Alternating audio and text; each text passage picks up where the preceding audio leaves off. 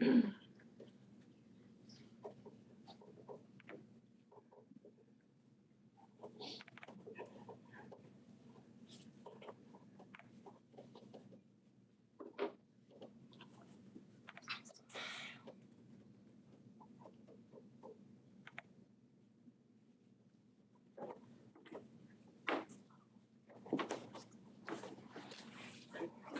ahead and call this meeting to order. Can I get everyone to stand for the Pledge of Allegiance? I pledge allegiance to the flag of the United States of America and to the republic for which it stands, one nation, under God, indivisible, with liberty and justice for all. Roll call, Russ. Brandon Earl. Here. Andrea Kreifel. Here. Sarah Lawrence. Here. Jason Newberry. Here. Jessica Seeliger. Here. Robert White. Here. Pat Zika. Here.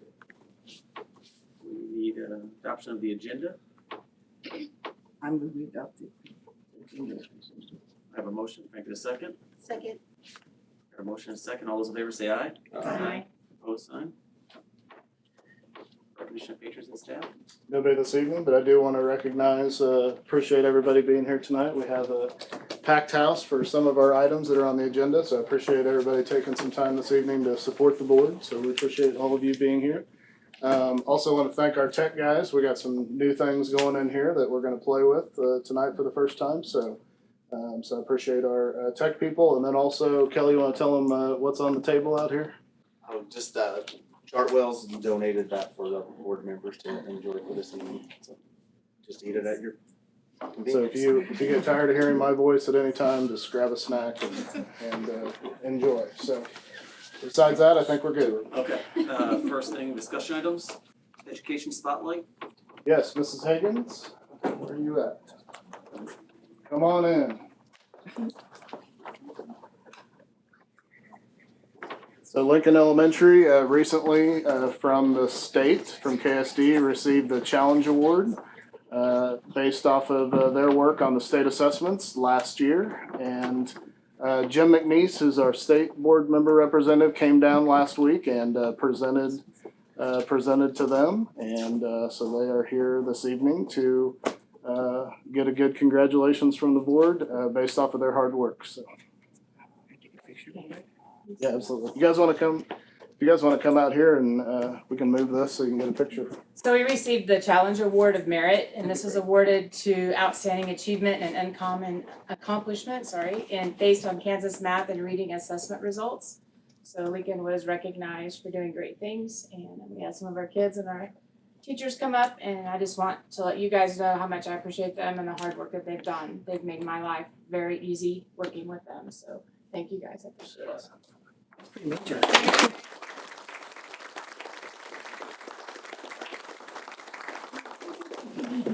So did you guys get a day off school or half day? Friday. So do you have any refreshments or anything? Any treats at school or popsicles maybe? Congratulations, guys. That's really cool. Yeah, thank you. Very good. Pretty proud of them.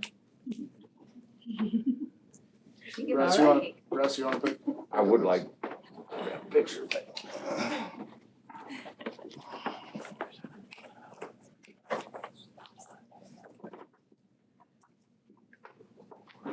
Yeah, right there, like. Perfect. Thank you, guys. And thank you so much to all the parents who brought them tonight. Really appreciate it. Now we're off to fifth grade promotion. All right, sure. Thank you all. Thank you, guys. Thank you. Congratulations. Thank you.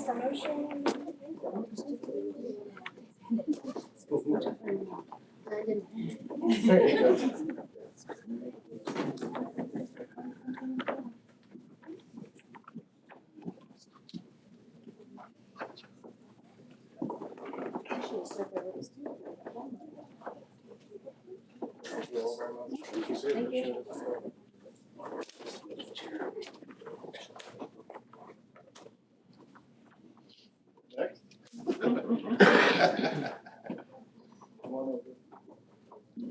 Thank you guys. Have a good night.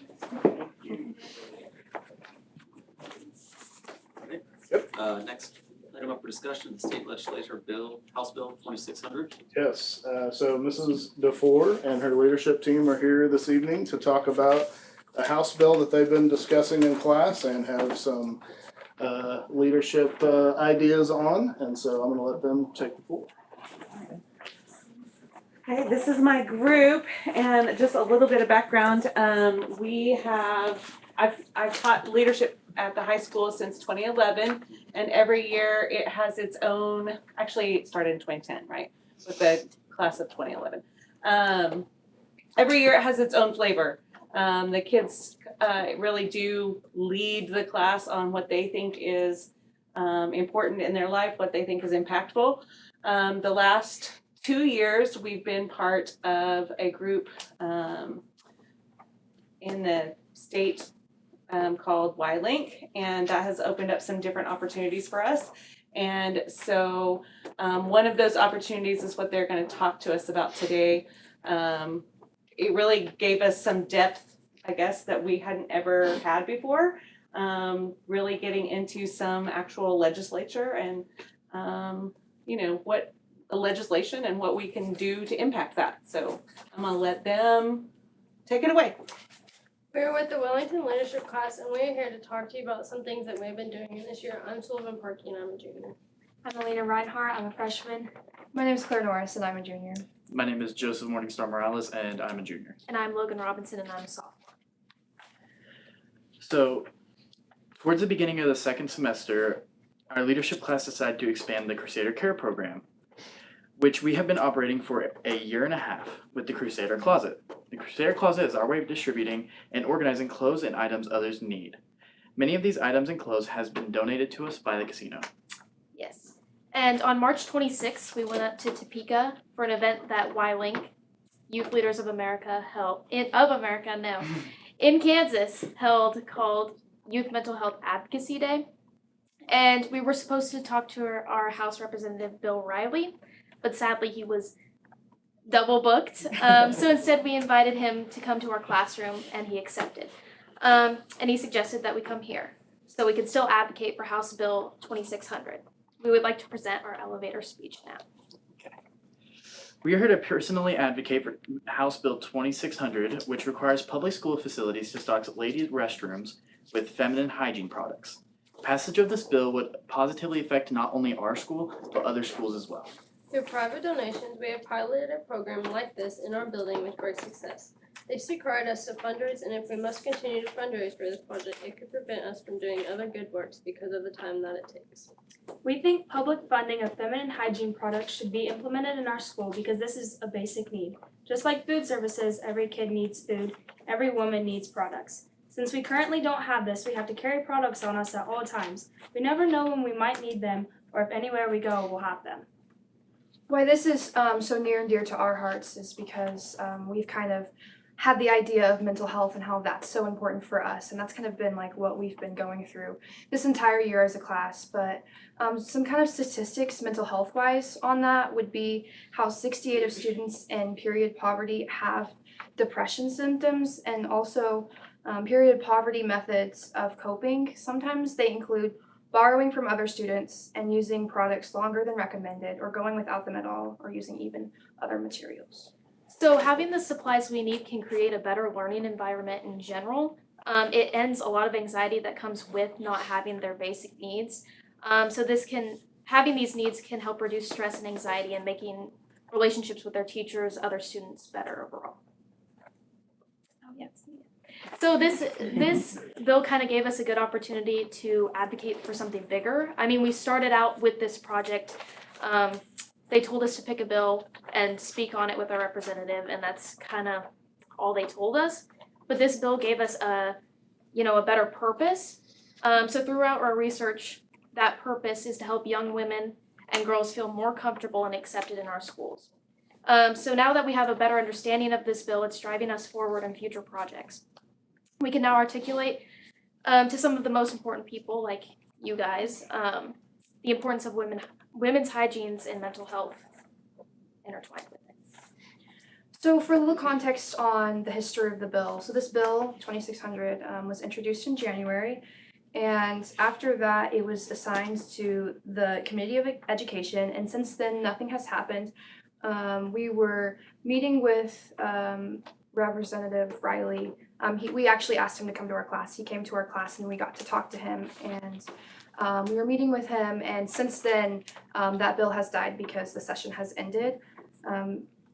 But we did get to talk to Representative Riley, and he said that he suggested us coming here and talking to you guys about this and what you guys can do, which we had already planned on doing and had planned to be here. So yeah, that's basically all we've gotten to at this point. Any questions? So what's the next step? Well, what we have done so far, last year, we had a fundraiser and a donation drive, and we utilized all of that. And we, like I said, we were a member of the Y-Link group, and with that comes a grant, and so we spent grant money on that. And so our ask is for it to be funded by the school board. What we've done so far, last year, in the summertime, we ordered products to supplement what we already had collected through donations, and it didn't quite make it through the year. So we were just hoping that we've kind of got some numbers. We feel like it's gonna cost around $500. It might cost a little bit more than that to supply our school for a year, but I know that would also open the door for the middle school, would probably need the same kind of situation. I don't know, I haven't talked to them about how they would implement something like that, but I would feel that they would probably want to also capitalize on that if that was something that you would be interested in looking into. That would give you the whole year. That's about how much we spent, so I'm hoping so. What we have also, since we've started this, we started it last year in like mid-February, so a year and a half ago. And we had some concerns that what if there was vandalism, or what if there was, misuse or whatever, and we just really haven't seen any of that, so that was really heartening. And even the kids, they have been, we just have little care packages, I guess, in the restrooms, and it's, take what you need. And as they go through and fill those up, they've been thanked for having that available to the girls. So we really feel like it's a service that we feel good about having been in the beginning of that. I know that there are several states around us that have similar situations where they have access to products. We have traveled just a tiny bit with our group and been at colleges, and there's dispensers free on the wall in colleges, and we just felt like that's something that we think we could help our students with. So they're currently just in the bathrooms, that's what you said, little packages and just kind of. So we just have a little, like a plastic box that we just refill with assorted stuff, so that students can just get what they need. Just hanging on the wall in the bathroom on little command hooks. So that's what we currently have. I don't know. Would you be interested in any kind of, in something, I guess, better to store them, what I'm saying, not just or is that working, is there vandalism, We haven't had any problems that we have seen, and maybe there would be something that would be better. I know that there are, like dispensers out there for that. I don't know, I mean, it would just cost, so, we would not say no to that, but at the same time, we also, it has been working so far, and I feel okay with that. it could be improved, but For now. you know, feel good about that. How much did you guys earn with the fundraiser and donation drive last year? So it was really not very, it wasn't really money, it was mostly products, and I probably did count all of that, but Oh, that's okay. at this moment, I don't have that number in my head. So not quite enough to get you through that first year. Right, so we also, like I said, we had some money left on our grant last year, and I was like, well, what can we do with that? So I called the grantor, and asked, can we spend this money on this? And they let us. So we just spent what we had left, and it got us most of the way through the year. So we ordered, I mean, if you want to know the number, we ordered 1,152 tampons last year. So, and it just didn't quite make it through the year. So I'm kind of guessing we're probably in the 2,000 range, and then some other products as well. But So do you have, like, we're just gonna get into it, do you have tampons, pads, panty liners, like we what? certainly do. Okay, Yes. so not just. Yes. Okay. Well, and that's the other thing. I'm glad you did that because the kids have been super great about just having a mature conversation. We just really had. It's been really good for all of us. So yes, we have had. Well, we even had deodorant and things like that for a while, because that's part of the things that came in with our donation drive. But mostly what we've had is tampons, panty liners, pads. So just kind of an array of things that students would need. And also, our Crusader Closet has the clothing that has been donated from the casino, and we've organized that and made a Google form where students can scan the QR code and do a Google form to request items that they need, and that would go to that Google form goes to their counselor, and then their counselor tells me that she needs this much stuff, whatever the stuff is, but no name attached. And then they go collect up the goods and take it to the counselor, and that includes those hygiene products as well. So we've kind of tried to utilize things that we have access to already. We've supplemented that, and we've tried to make sure that kids know about it. So.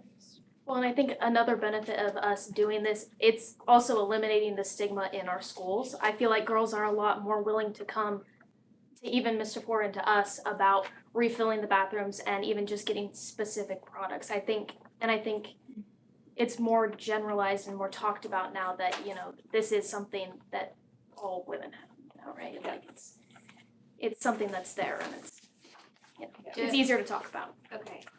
So this is a well-known thing in the schools, like every girl, she knows that she can go and get it. Absolutely. Yep. It's just right on the wall, and there's a little sign that says take what you need.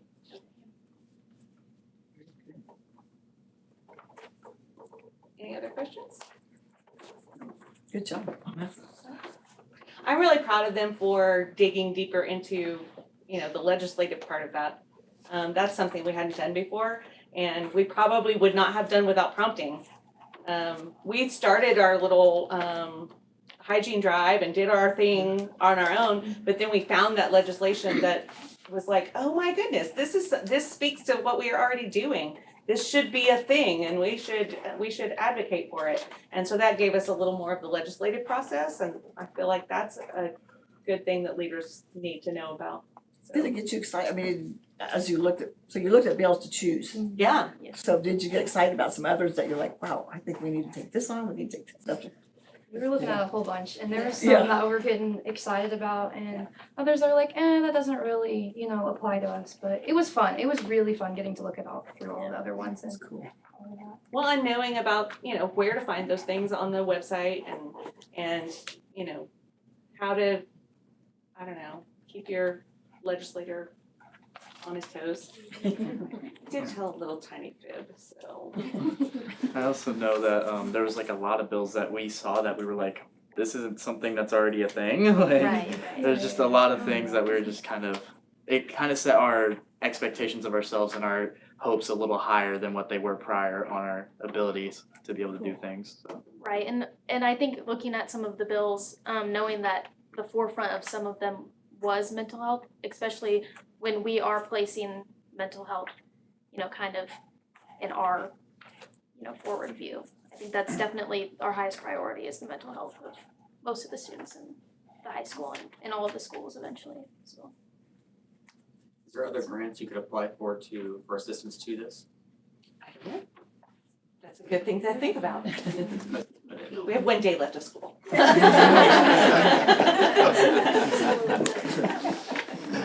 So yeah, that'd be, we have not looked into that, so that would be something.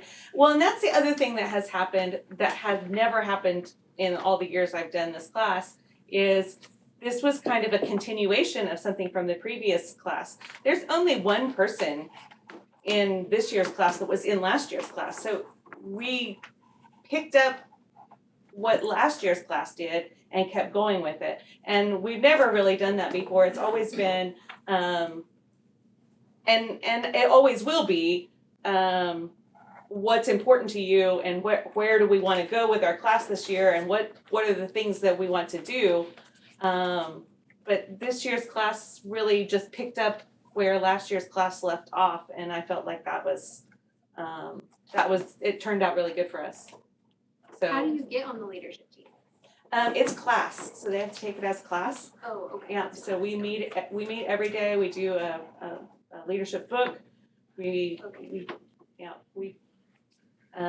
took a group to, we've been to Topeka twice. We went to Topeka for this, and we also went to Topeka for the Washburn Leadership Challenge event. Took a group to that, and they did really well.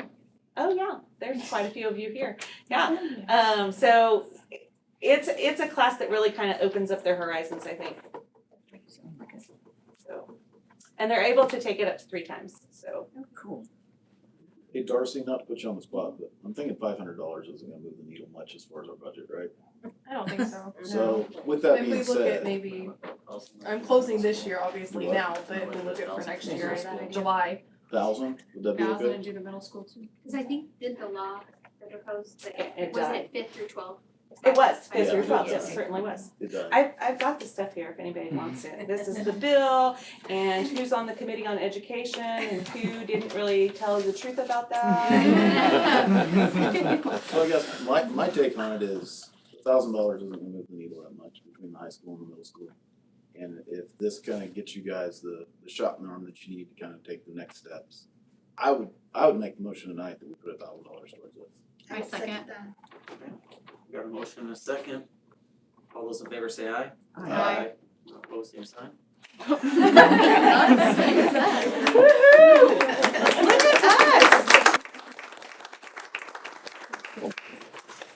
Awesome. With that being Good job, said, I would guys. love to see our legislature stepping up too. Absolutely. Keep fighting. Right.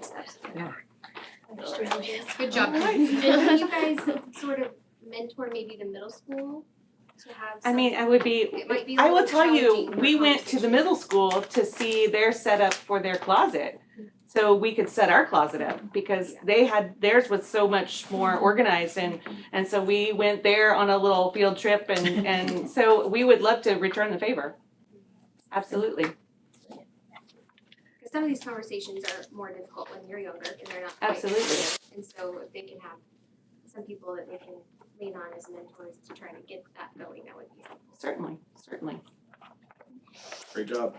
All right. Thank you guys. I have to stay, but you can go. Have fun.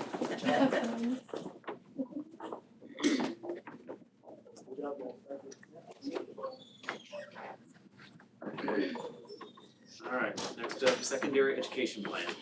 Yes, So, we have members of the middle school and the high school staff that are here to present on some of the PLC work they have been doing this year and kind of the plans going from this year to next year. Is this the right That's thing? not ours. I was gonna No, say, that's not the right this one. doesn't look right. That's for, That's Bob. that's Bob Loader. Did you guys send it to? You have it I right. have it right here, or I can send it to you. Can you send it to? I put a copy in case. Yeah. Did you get it?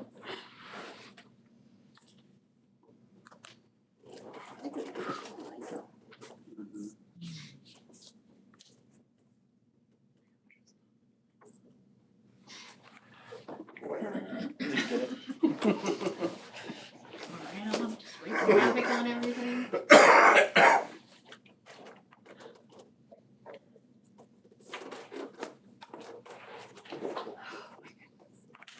Well, I can't wait till 5th hour tomorrow. It's gonna be a great time. Mr. Meyer, do you have someone in the middle school that can make sure the documents are stocked? I will get in touch with Sammy and we'll I go know from there. somebody. I Does that sound right? I Oh, know yeah. Very good. I was gonna say, I remember you presenting a while back. Oh, you did? Oh my Yeah. goodness. It's fine. Well, we'll be friends.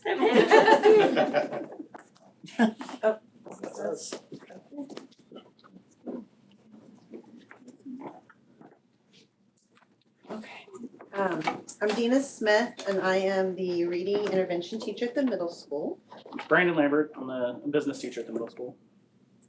Carla DeFore, I teach history at the high school.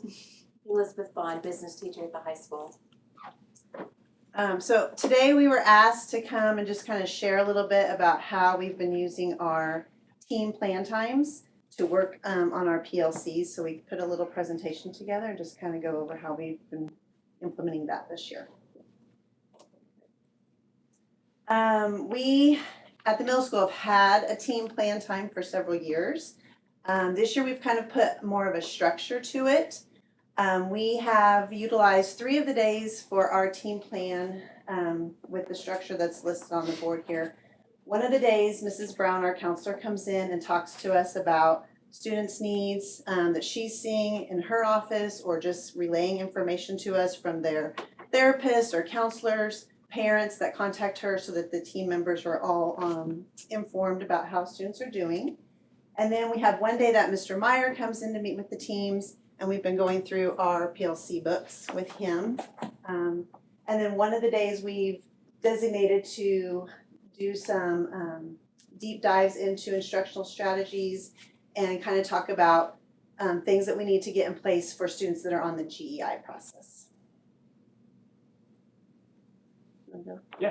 All right, so some of the positive feedback that we got from across the middle school was it does allow for good collaboration time with teams.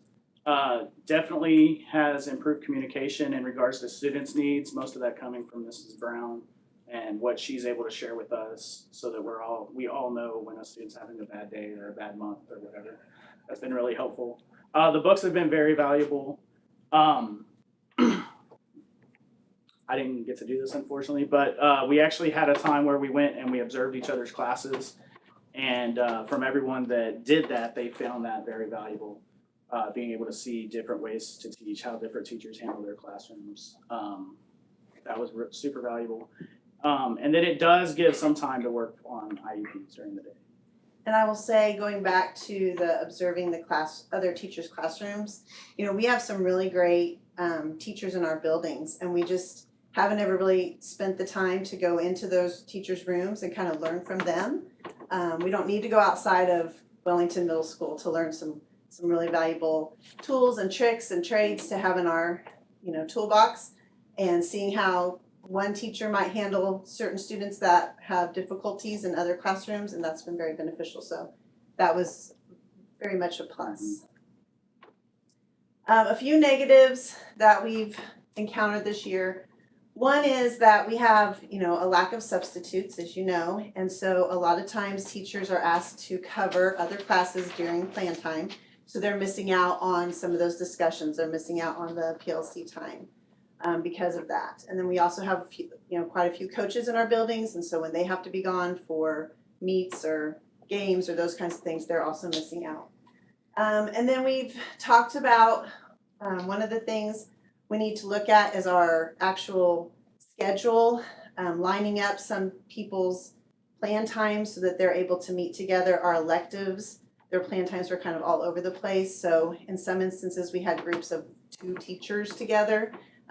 Obviously that's okay, but that's not the best scenario. So trying to align our schedule so that multiple people have the same plan time. And we're working on that for next year. All right, so some ways to improve. So this is some stuff we've talked about. Having a schedule at least a week out. So like when we come in on Monday, we know this is the part of the book we're going to go through. That way, if Mr. Meyer's not around for whatever reason, we can still go through that and kind of keep tracking in the right direction.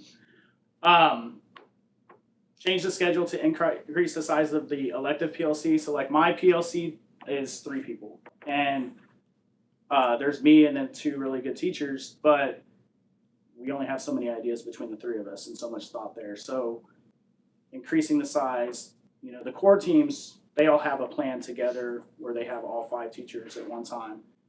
Electives were kind of all over the place. So that's something we're working on. Allowing for more access to FastBridge data. That's another thing as an elective teacher that I don't get a lot of information on because I don't have a Quest, so I don't have access to FastBridge. And then something we think that would be beneficial is adding PLC discussion time in during in-service to maybe go across grade levels where 8th grade is sharing information with 7th grade or 6th grade. Because each core team is on a plan, obviously, at a different time.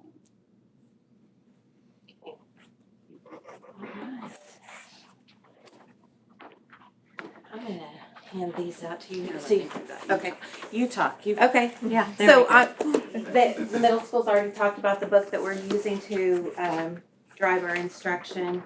So PLC stands for Professional Learning Community. And during those PLCs, we're purposefully focusing on student learning. But the plus part of this book is also looking at our teaching and how the students are responding to our teaching. So both sides of the equation, the student side and then the teacher side. And they refer to those walks, and that's the purpose of those walks, is to get into the classrooms and look at our teaching as well. So we kind of have a similar structure. Our teams meet daily. 3 days a week we have work with our PLCs. 2 days a week we meet as a team to follow up on our PLC lesson, to discuss, to address students of concern, and to make parent phone calls. We have team leaders on each team that rotate each month, and we record our notes to share with admin. So we handed out to you like all of the input that we got from our team members. So just we kind of gave you all the stuff.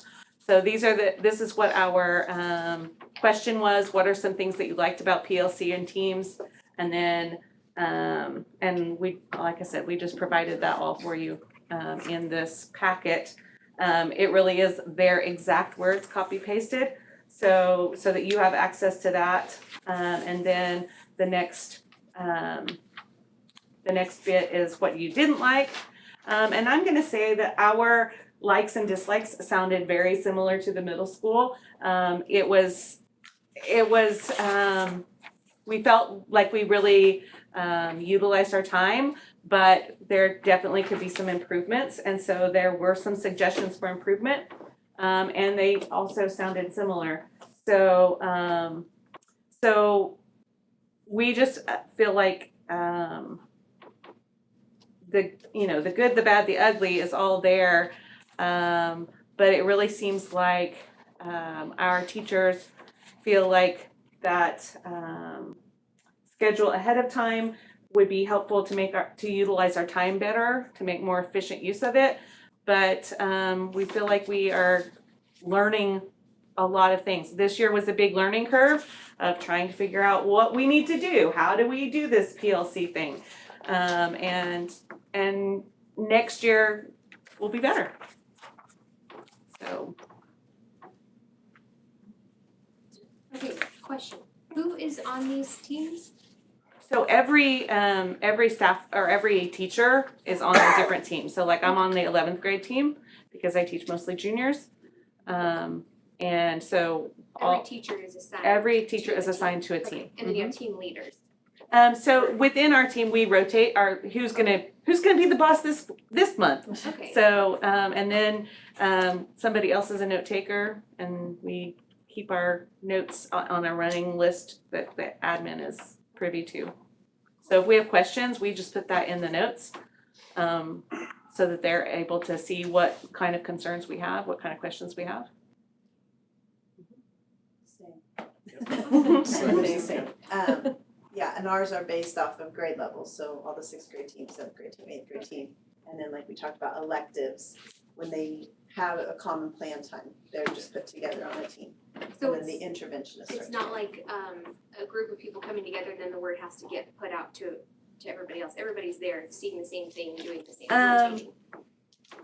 Everybody within the same team is there. There, okay, Okay. yes. Well, and Yes. like when Miss Brown comes around on the day she comes, she's talking to each team about the students that they would have in their classes.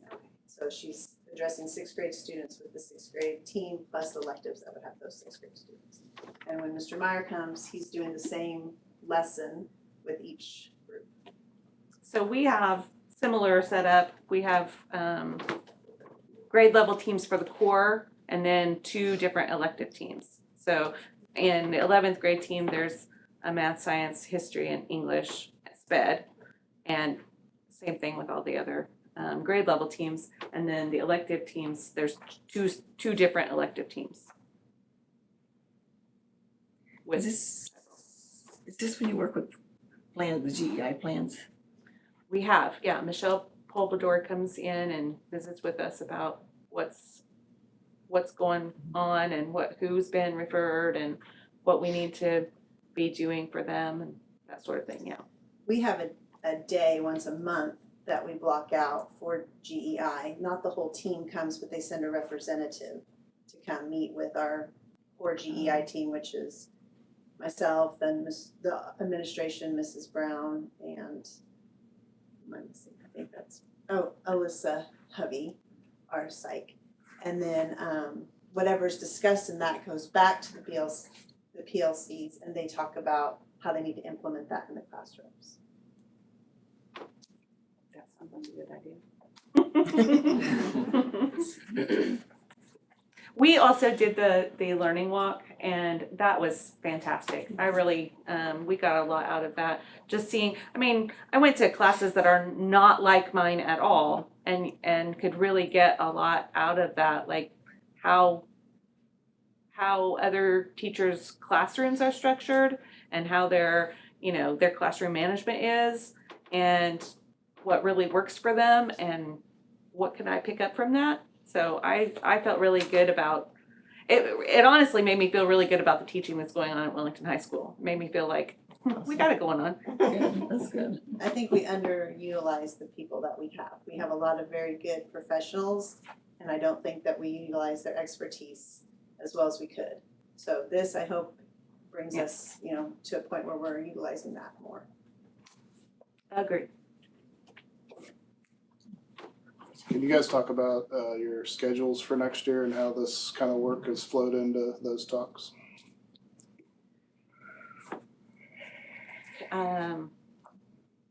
So I don't know exactly. I'm not. I just mean as far as what the BLT has. I know some of the talks has been about how to structure this so that you're getting everything the students need as far as trying to. I know there's been talks about trying to get some CrewCon back. I know there's been talks about continuing PLCs and how. I kind of want to talk about that with I guess everybody, the 3 things, that what's been going on at the high school with the 3 groups, or the 3 suggestions that the BLT worked really hard on. Yeah. So I'd like to talk about that at a separate time, because I think we all need to know about the scheduling, the hard work that's been put into it. So I guess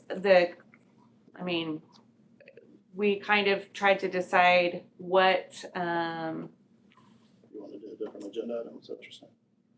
Well, I mean, I was just gonna bring it up at some point, I didn't know, you know. Okay, yeah, Now, but that would We can make do it. these guys have to wait. Okay, yeah, that's fine. And I don't wanna put you on the spot. that's okay. So Sorry. are we waiting or are we gonna go ahead with it? What did we decide? It's up to you guys. I was Okay, just, well, I was mean, just trying to we connect the do want dots. to, we feel like we do need to put, CrewCon back in our schedule so students have time to do the, important work that they need to do to be prepared to leave high school. And so we looked at all kinds of options with that, of how to maintain our PLC time and also get students what they need. So we looked at a lot of different ideas on how to get all the things that we felt we needed. Is that I'm what on you the want to BLT team as well. Yes. So you put lots of hours and time into the 3 schedules. I mean, same as my team. Well, I'm doing I don't know more. who's all on it. I don't know who's all on it, but I mean, Yeah. BLT at the high school team, and we can talk about this later, Yeah. so everybody doesn't have to wait, but Yeah.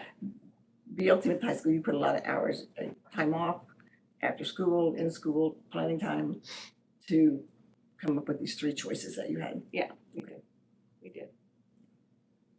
We don't have a big schedule change. I think ours is, as far as PLCs go, I think it's flowing pretty well. Other than the schedule change I talked about earlier, trying just to move some classes around so that we have electives that are more in line with the same plan time. I think the only other thing we had discussed is possibly moving our nighttime that's at the end of the day to the beginning of the day. And that doesn't affect anything other than it just, we feel like that might be a better, more productive time for them to have it when they first come in than at the end of the day. So it doesn't really change anything else in our schedule. You talked about access to FastBridge data. Is that just a technology user access issue, or is So what's the issue it's, my understanding is when the students are placed in FastBridge, they are assigned a teacher. And so right now, our students are assigned an ELA teacher and a math teacher. So they're the ones who can access the data. And then the interventionists have access to all the students' data. So right now, like if, you know, Brandon wants to pull up somebody's reading information to kind of help them in his class, he'd have to go to their ELA teacher or to me, or to the administration. He doesn't actually have access to get to that data.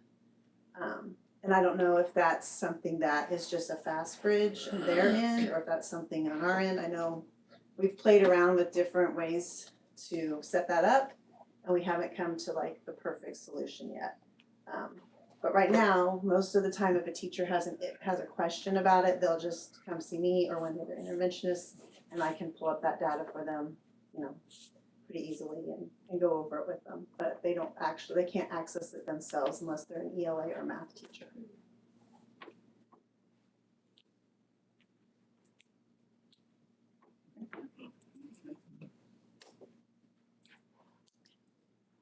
Great questions. Thank you very much. Thanks, guys.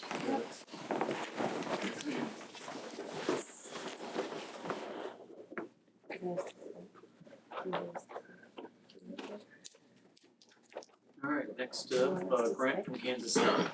Yes, Linda is not here this evening, but they, her and Renee Case, they have been wanting to put some additional welding booths out in the ag shop, and reached out to the Kansas Star Casino and were awarded a grant to do so. And so currently our welding booths are over on, well, there's many of them are over on Ryan's side on the other side, and so this will put some on Linda's side as well. And I know they do some welding over there, but this will be full-on booths. So there's a grant been offered by the Kansas Star in order to put those booths in, and so that is up for discussion tonight, and anything, just information for the board. So we could go ahead and approve this, so You could. when she could get them in and get them set up. You absolutely could, sure. Well, there's a lot of need out there in the shop for the welding booths because we got more kids than we got room for. Yep. And they're trying to double up, so you got one kid welding in a booth and another one standing there watching. Waiting, yeah. And something bad's gonna happen. So we need the extra boost. The other thing is, if the guy's got a welding certificate, he's employable anywhere in the state of Kansas. There's Case in Wichita, there's Agco at Heston, Great Plains at Salina, Sunflower at Salina, and there's a whole bunch of places those kids can go to work. And I know in 2010, we had a kid that finished up his welding certificate and graduated from Cali at the same time that he graduated from here. My son got that in 1999 Yeah. from Kelly. And he started 2 weeks later at the Agco plant at Heston for $38 an hour. So he's making $55,000 straight out of high school. So it presents a lot of opportunity to these kids coming out of here. So yeah, we need to accept the grant and turn Mrs. Chase and Ryan Elder loose and let them do the best they can. Yep. Appreciate the casino for supporting us. Absolutely. How much are welding boots roughly? How many can that get us? 10. Okay. Does Lindsay have any at all in that building? She's got a couple welders over there, but no. Yeah, well, I mean, I was, nice yeah. booth, no. Most of that's Sure. in Elder's end. I make a motion that we accept the grant from Kansas Star Casino. Second. We have a motion and a second. All those in favor say aye. Aye. You want to oppose, same sign? Okay. High school science curriculum. Yes, Dr. Kern. Okay, I apologize, there's a mistake on this. That actually what the science department at the high school wants to replace is chemistry, physical science, and earth science, not biology. They're good with their biology. And we actually don't need this approved until July, correct? Because we're gonna use it in the next years. But I just wanted to put it in front of you. So that you kind You of act like you're not gonna be here in July. Where are you going? I don't know.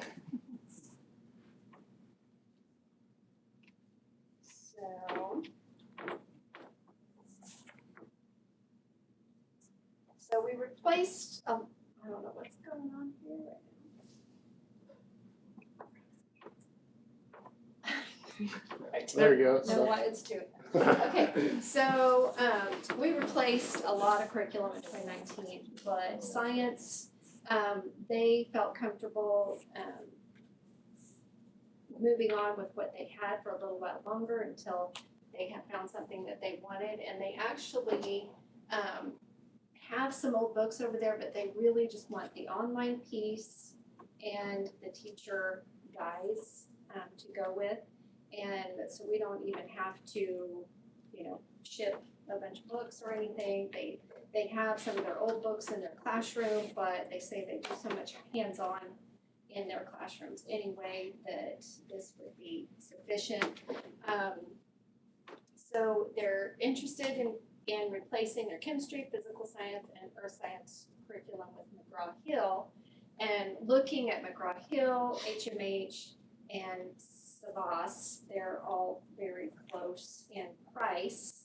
And when I told HMH that I needed to take biology out and put physical science in there to in their invoice, they said they don't have a physical science book, so I need to find another comparison for that. They said we can do physics, but physical science. So, but you'll see when you look at those invoices that they're very similar in price. And these are our teachers so far. We're going to have to get a new physics teacher in the science department next year. But it'd be fun to put their pictures up so you can see who we're talking about. So they're just wanting an online piece to what they have now. No, it's actually an updated curriculum. So what they have now is an older 2007 book. So they don't want an update on that? No.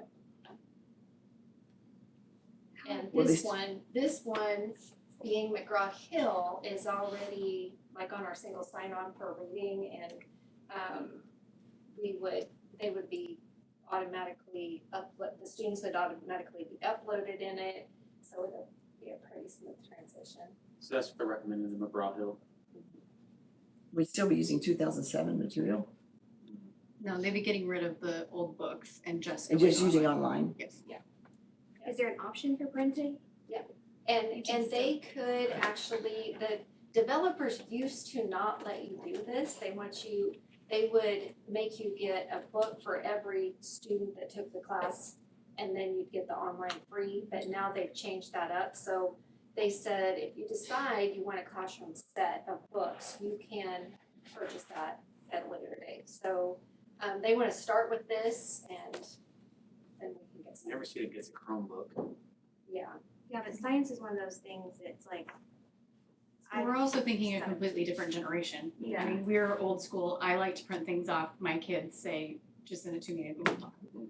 You have to remember that. Yeah, but I think we should have that as an option for the kids. We did with all the other curriculum that we did in 2019, we gave that option, I think, didn't we? Printed was an Oh, option. yeah, we did, Yeah. and, yeah, we had the printed options, and they were a little bit different, cause they weren't like a hard cover that you keep on the shelf all the time. The reading and social studies, they were more of a, like a workbooks / book, but these would be the kind that you keep in the classroom. What about the things like chemistry uses that are, I'm not gonna say disposable, but you use them, the materials, the experiments, that kind of thing. I'm not a chemistry Lab person, kits. but the, Consumable. there you go, thank you, that's what I'm looking for. The consumables, they What still about- order yeah. all that, and they do that every year on their summer orders, they order all the. Just with their summer consumables. orders, I mean, it's not part of the curriculum. It's not automatically ordered with, like it doesn't come. It doesn't come out of with curriculum money, this. Yeah, But not everybody gets summer orders, do they? Curriculum comes first. yeah, curriculum. That's what I'm saying though, I mean, It's just, they submit it with us as a summer order, but then we look at it and if this is curriculum, it goes in the top pile of either A, order now, or A, order June 1st is how we so split up. what, like, just say for chemistry, what's the cost of consumables each year? I don't even look at those, but they get whatever they need. Yeah, they just submit, here's what I need for the year. And then JJ says, yes, priority, we have the admin prioritize for us. If it's curriculum or if it's a want, they try to help us look at when we have what funds, what they think their teachers need first versus. So what funds does it come out of?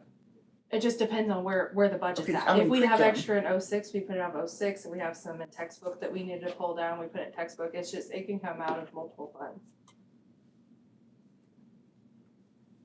So it's really not their summer order, it's just a reorder of curriculum that's needed every year.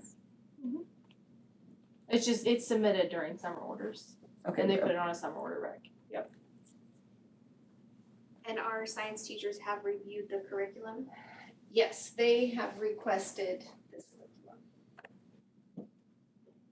McGraw-Hill.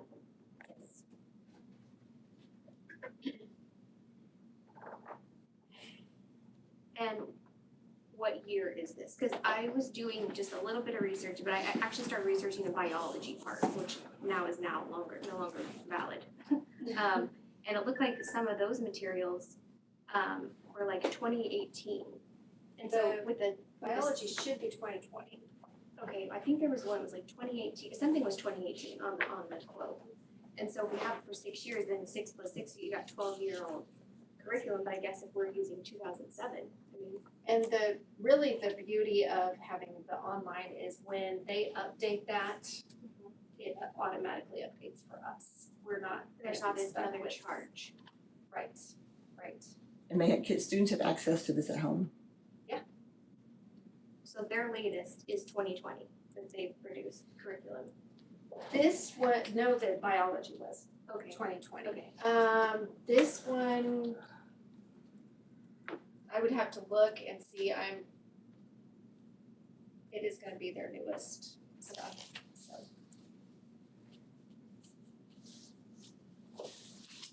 And then I'm not a curriculum expert, I have no idea, but the biology one, there was some information about it not meeting the alignment standards for NGSS. I'm sure you've looked at this and you have any concerns with this curriculum? Okay.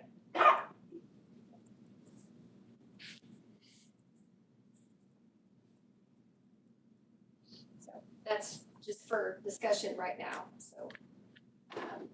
We still have next month and then you'll vote the following month. Yeah, or if the board's ready next month, then you can vote, you just have to notice that it's gonna come out of the July budget, so that for the auditor. So Jen, is it worth reaching out to anybody else since we're changing from the biology original quote to physical science? Is it worth trying to get different quotes or is there any other vendors I out need to there? get one more, Okay. so you have 3 in there. So yes. And those are the 3 big companies, so, but I'll find another one. Sure. These are just very comparable. Any other questions? Moving on. District STEM project update. Okay, let's make it. So, one of our board goals was to integrate more STEM. And so these are some of the things that we've been able to do. Integration into the K-5 science curriculum, that's something that our teachers are working on so that we have our pacing guide for science and then we integrate STEM projects each 9 weeks so that we make sure that everybody's getting some STEM with their science. We've also got the Cali County robotics competition, and not all of our kids are participating in that, but of course Vanessa's class does this quite often, and that's kind of her passion, and her kids are winning awards when they go in there against the middle schoolers. And this year Joe Newman has taken it over for the middle school, and he said that he enjoyed the experience and is excited to be competitive next year and go for it with those middle schoolers. And then summer camps, we've had summer camp last year that was super successful, and it was from the LEAPS program that you've probably seen advertised through K-State. And she went to that last year and got all the goodies and stuff, but she learned a ton about drones and AI and other STEM applications, and then she brings those back and does that in partnership with Cali College, and we provide that in the summer we did for free last year, so we haven't really decided this year, but more information will be coming soon. And I already talked about the middle school STEM section added. So that's some of our STEM stuff. Do we have any other teachers that are going to join Vanessa in the LEAPS? I know she had mentioned that you would get she more things did. if more teachers did it. Yes, in fact, she mentioned trying to get the library aides involved because they have access to all of that STEM material in their libraries, and that would allow them to kind of be mentored by her in the summertime. So hopefully we have some interested in doing that. Is there a cost to the summer camps? I don't know. We did not charge Last year. last time, and we just kind of got to decide. So is it through us? 'Cause it's not through Cali. We just hold it at Cali. Is that So right?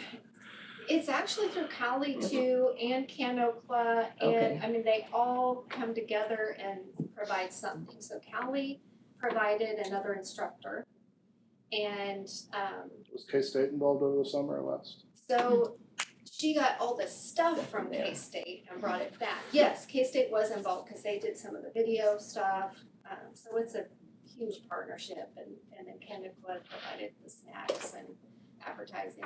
What ages is it for? Just So it was upper elementary and middle school. It's pretty cool, and if you have a chance to go by there during this during the camp, you'll see some pretty crazy things. The AI is amazing. You can feel like you're driving a helicopter, and it really feels like it. It's super cool. We tried to bring it here once, but it didn't work out because you have to connect to a Wi-Fi that is a movable Wi-Fi. So if we were to do it again, it would be super cool. You're right. And I'm up next again. So. Yep. I got a lot of This stuff was to the talk gen about. run. So the next thing is Crusader credits, and I put their faces up too.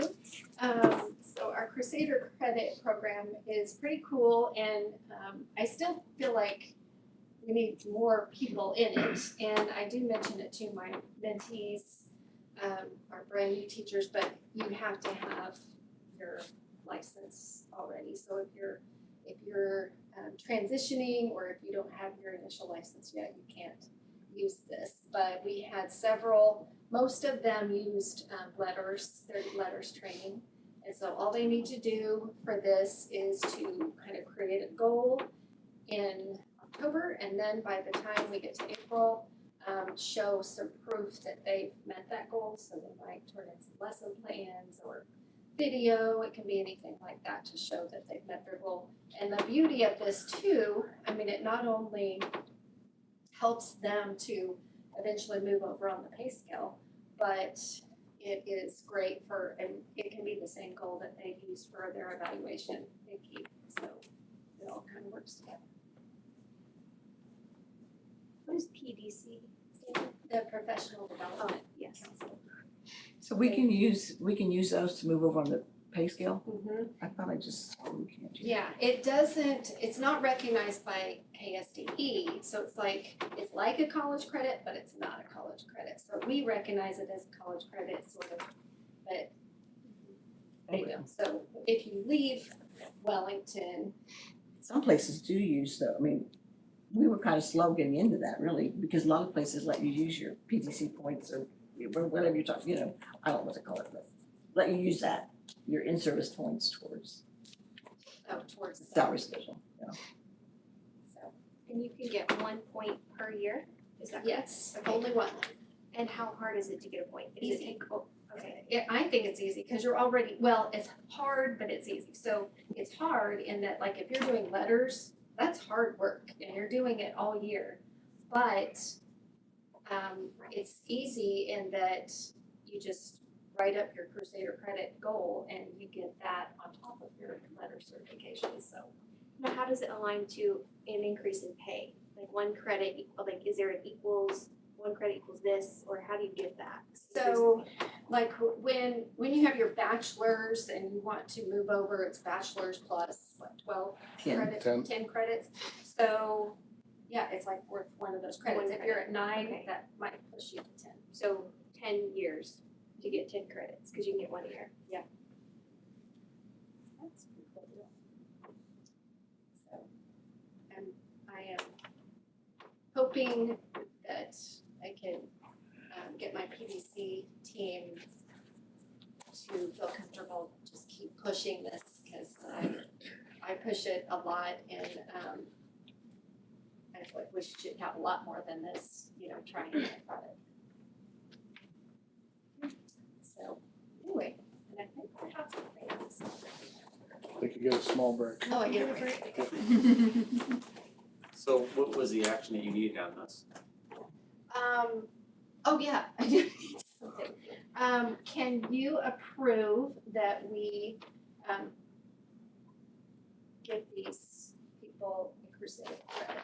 Because the PDC has already looked at it and determined that they did the work. So we just need you to also approve it. I do not know why that's happening. I move that we give Crusader credits to those listed on the agenda. Second. We got a motion and a second. All those in favor say aye. Aye. Thank you very much. Okay, middle school core class policy. Yes, the district goal, Mr. Meyer, Yes, they are all yours. good evening. This is new. Do my best to navigate this. So, okay, so here to talk about our district goal to, you can advance if you'd like, to create a plan for students that are failing core classes at the middle school. And so, go ahead. Need a prompt for you, Jen. So why are the core classes at the middle school important? So obviously your 4 cores, math, science, social studies, and English. I just put together just some reasons why we think they're important. For one, foundational knowledge gives them a solid foundation as they advance on to higher level courses at the high school. But it also builds problem solving, critical thinking, communication, research skills as well. And it gives them a more well-rounded education, exposure to different subjects, obviously, again, to advance to those higher level courses. And it's going to prepare them for higher education if they go off to college, or get them career ready if they decide to enter the workforce right out of high school. Go ahead. And so I wanted to look at a little bit of research. And it happens this one is for indicators for readiness for Chicago. I think we're a little bit different than Chicago, but you'll get the point. So they had 5 key findings that were a good middle school or a predictor for high school for those coming out of middle school. And if you notice, I've kind of highlighted there's a trend going on that we've talked a lot about here. Middle grade attendance and GPA was providing the best indication of how students were going to do at the next level in their high school classes. And then number 2 here, we've talked a lot about our chronic absenteeism rates. Students that were chronically absent or receiving Fs in the middle grades were very high risk of being off track for graduation as early as the 9th grade, and then eventually dropping out. College readiness depends on strong grades in the middle school as well as high school, but also improving grades and attendance in the middle school grades can have a large payoff for high school success, more so even than test scores. The last one is probably more important to a larger metro area. It's talking about high school selection, which we really don't have a selection, so I'll just skip that point. So, but the big thing that I noticed from this, talked a lot about several issues that we've going on, attendance issues and grades. And so to the next one, like, what do we do? So we can improve attendance and grades through some positive efforts. Everything I highlighted in yellow, stuff that we're kind of really doing. The attendance initiative I talked about previously. I don't remember exactly when it was, but several board meetings back. Things that we're doing to help with the attendance. So making parent phone contacts, monthly to yearly incentives for students for good attendance. Parent meetings to address chronic absenteeism, and then also increasing our opportunities at the middle school for families to get there. So like our STEM night, science fair, literacy night, CTE showcase, and our market day are some examples. And I think a lot of you have been out to those events. And so getting a lot of families in the building, I think, is going to help with attendance as well. And then recognizing for grades, such as the honor roll that we did, monthly prizes and different things that we do at our monthly Student of the Month assemblies. So we're rewarding good attendance there.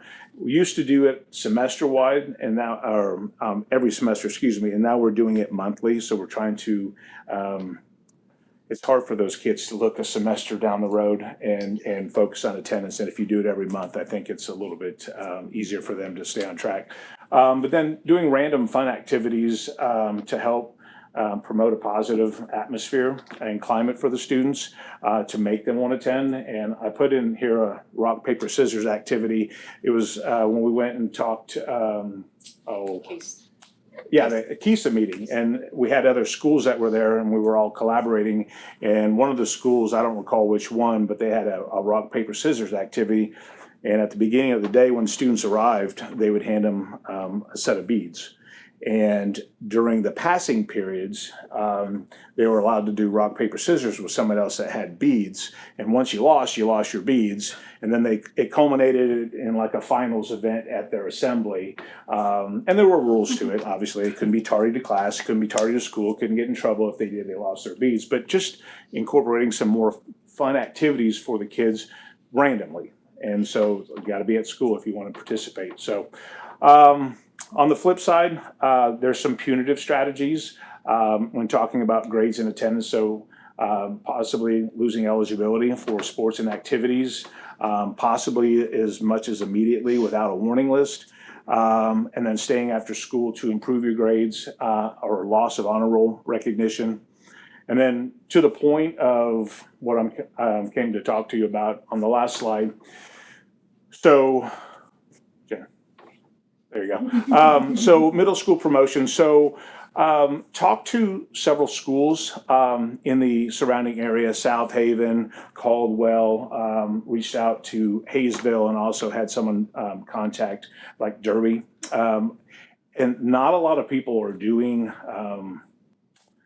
any type of, I don't know, retention or holding kids to what I would say accountability for those grades. If we fail, we're still moving on at the end of the year. And so Caldwell was really the only one that they kind of have like a medley of,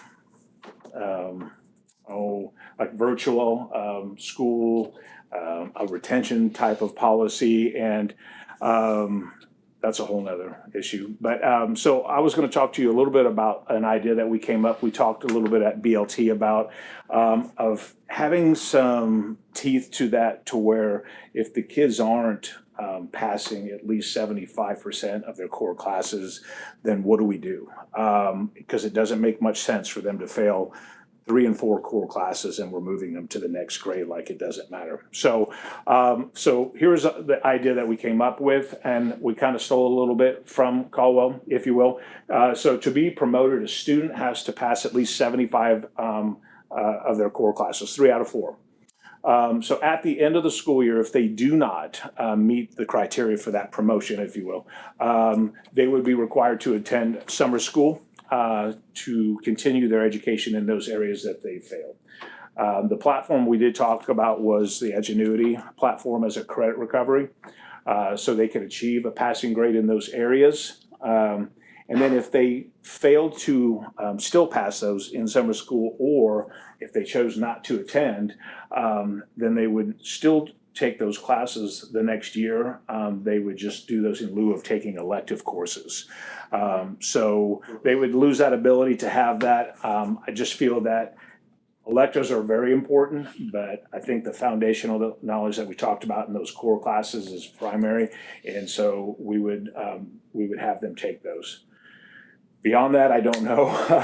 I did reach out to JJ a little bit on how that would look as far as from 8th grade going to the high school. And that could be tricky. He said he thinks it would be workable. That would just take some discussion, because I know I talked to Adam a little bit even, and you kind of want kids to have a fresh start going into high school, but at the same time, you kind of want something that has a little bit of teeth that's going to drive something home. So anyway, that was kind of the idea we talked about at BLT, and it may not be the perfect answer. It's just something maybe that could help us, drive that thought process home with some of the kids. So anyway, that's what I had for you tonight. Anyone have any questions? I didn't want to interrupt. How long has Caldwell been doing it? That's a great question. I don't know. Okay. Is this past? And like I said, theirs is a little bit different. I'm sorry. Oh, Theirs is a little bit different. When I talked to the principal down there, again, they have, the virtual opportunities where students can do those on campus, okay? And then they have some where they'll go off campus, depending on if it's a behavior issue maybe. But they also use like a full retention. So again, they kind of, I think, maybe look at each individual situation and then make a decision based on that. So Now, we can't require them to attend, right? I mean, summer school. they either will or they won't, but we'll highly suggest it, or how does that? You can work for suggest it, I don't know as far as, Yeah, I would don't say think we you would be could, able to Okay, force them to do that. That's why the backside of possibly losing an elective if they chose not to do that. okay. And then do you feel like from your experience, do you feel, why are they not passing? Is it a lack of, is it behavior, is it not showing up, is it could be a host is of, it a not host of understanding? reasons. It could be attendance, attendance plays a lot, I mean, when you miss, when you're chronically absent and you're missing 10, 15, 20%, I mean, you think about some kids that have missed 30, 40, 50 days, I mean, you know, some of them aren't doing the work. There's a host of reasons of why. But I look too, several reasons why I can't probably give you the data to end because grades all haven't been posted yet. But I had Mrs. Brown go back and I said, hey, pull up how many students would be affected by this if we ended the school year today. But we went back to the end of the first semester and we would have 10 that would be in that situation. So it's not overwhelming. But still, I don't like them flunking any core classes, to be honest. I think once it would get started and kids know there's consequences, you would see less probably. Because when they know That's they, what I'm thinking, when they just know the they threat of it, can, and they know. then, you know. Well, and there's still things that we need to look at too, because I know within our policies, even the handbooks that we've had in the past, and I think, again, I'm not even gonna use the word, I'll just say the C word, but there was things that we got away from, I believe, like requiring kids to attend Saturday school. Or if they had more than 3 missing grades, they had to come in for homework help. So there's things we're talking about as a BLT to start holding kids accountable for that. Anyway. Yeah, not wait till. Exactly, not waiting till it's overwhelming, so. When kids are in ISS, do they work on what they're missing? They have several things. First of all, they have like reflection work that they're provided from Mr. Clark that he takes them through so they can acknowledge the behavior side, but also we ask teachers to provide him with the missing work that they have so they can work on school work as well. So, which has actually been super beneficial because we find that a lot of times when we send kids home for OSS, other than the punitive side of it, not a lot happens academically. And so the ISS has been fantastic for us over the last couple of years. It's been a blessing, I think, so. What kind of extra support would we have available if, like, let's say we're taking them from a 7th grade core class English or math, and then you couldn't pass 7th grade, but we're gonna put you in 8th grade too, trying to learn. Well, you mean if they were in the physical classroom? Yes. But they wouldn't be, they would actually, so if a 7th grader fails English, let's say, and math, they would still advance on to 8th grade. But instead of having an elective piece, they would go and they would do the Edgenuity platform for 7th grade English. They wouldn't be taking a seat in the actual classroom. But they would be doing 8th grade as well. Yes, they So would. they're trying to learn 7th grade and 8th grade at the same time. So I could just see where. It's I gonna know be, it's that not would be a perfect, but I challenge. think it's a great for version 1, right? What you're saying is perfect. But I just wonder what resources, if any, we have for those kids that are like, oh crap, now I don't know 7th grade math, but now I'm trying to learn 8th grade. It's gonna because take, it's foundational. and I'm not big, and so Jen or anybody else feel free to jump in on the Edgenuity side. I'm not big on that side of it, but it's gonna take somebody that's, from a teaching standpoint, that's good and can provide the assistance and help, because it is a lot, so. Well, I mean, remember, they're going through the whole year, and parents are seeing this, the teachers are recommending it, there's gotta be help, that they're probably offering a tutor or something, so they're not failing. You know, there's gonna be the red flag signs as they get closer, it will be a challenge. And probably some of those would be in a quest also with Oh, interventionalists, yeah, right? So yeah, they're they also wouldn't lose the getting quest, that they'd there. still have their MTSS So they're stuff, also so. getting that. Yeah, and again, it's not ideal, But it's something. it's just something, and it's, you know, looking at the fact that a lot of schools don't have anything for the junior highs, I just think it's something that we, need to push maybe. When we're saying, a lot of it has to do with absenteeism, like I said, when you know there's gonna be consequences, that's gonna wake you up a little bit. It's a collective effort. I mean, Sure. Brett, I know attendance has a lot to do with it, but I mean, again, I was a teacher, I think we need to be better in the classroom, we need to be better on the attendance side. I think that communication between parents and staff, all that's gonna help, so, but yeah, attendance is huge. Not just student attendance, right? What's that? Not just student attendance. Correct?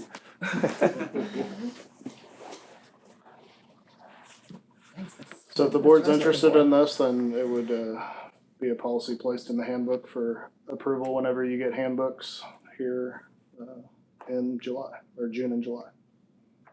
I feel like the You're on the only right thing we track, would man. have to iron out would be Yeah. the high school side of it and how that would look, and so, Yeah. but You said handbooks in when, July? or June and July is usually when, June discussion, July approval is how it's been in the past. Okay, I'm just staring at the word ingenuity. So if I am doing seventh grade recovery with Edgenuity, I'm saying that right? Who's monitoring me? who's what? Who's monitoring me? Whoever when do I do that classroom teacher would be, wherever the students would go for the Edgenuity Okay. program, that teacher would be the one that would be working with them directly, so. Well, I appreciate your work, because I mean, it was something that really bothered me when I found out that we just pass kids on, and it looks like you've done a lot of work to kind of remedy that, so I appreciate it. Bob, I tell you all the time, the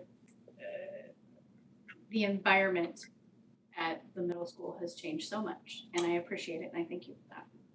You're welcome. It's a team effort, I promise you, it's It's not great. just me, so. We have a lot of good people up there. Any other questions? Thank you. Thanks, Bob. Yep, thank you. All right, website communication committee.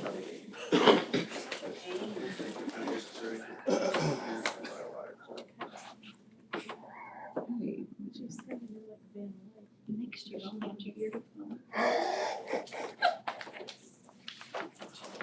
Okay. So our, That cord is not good, is it?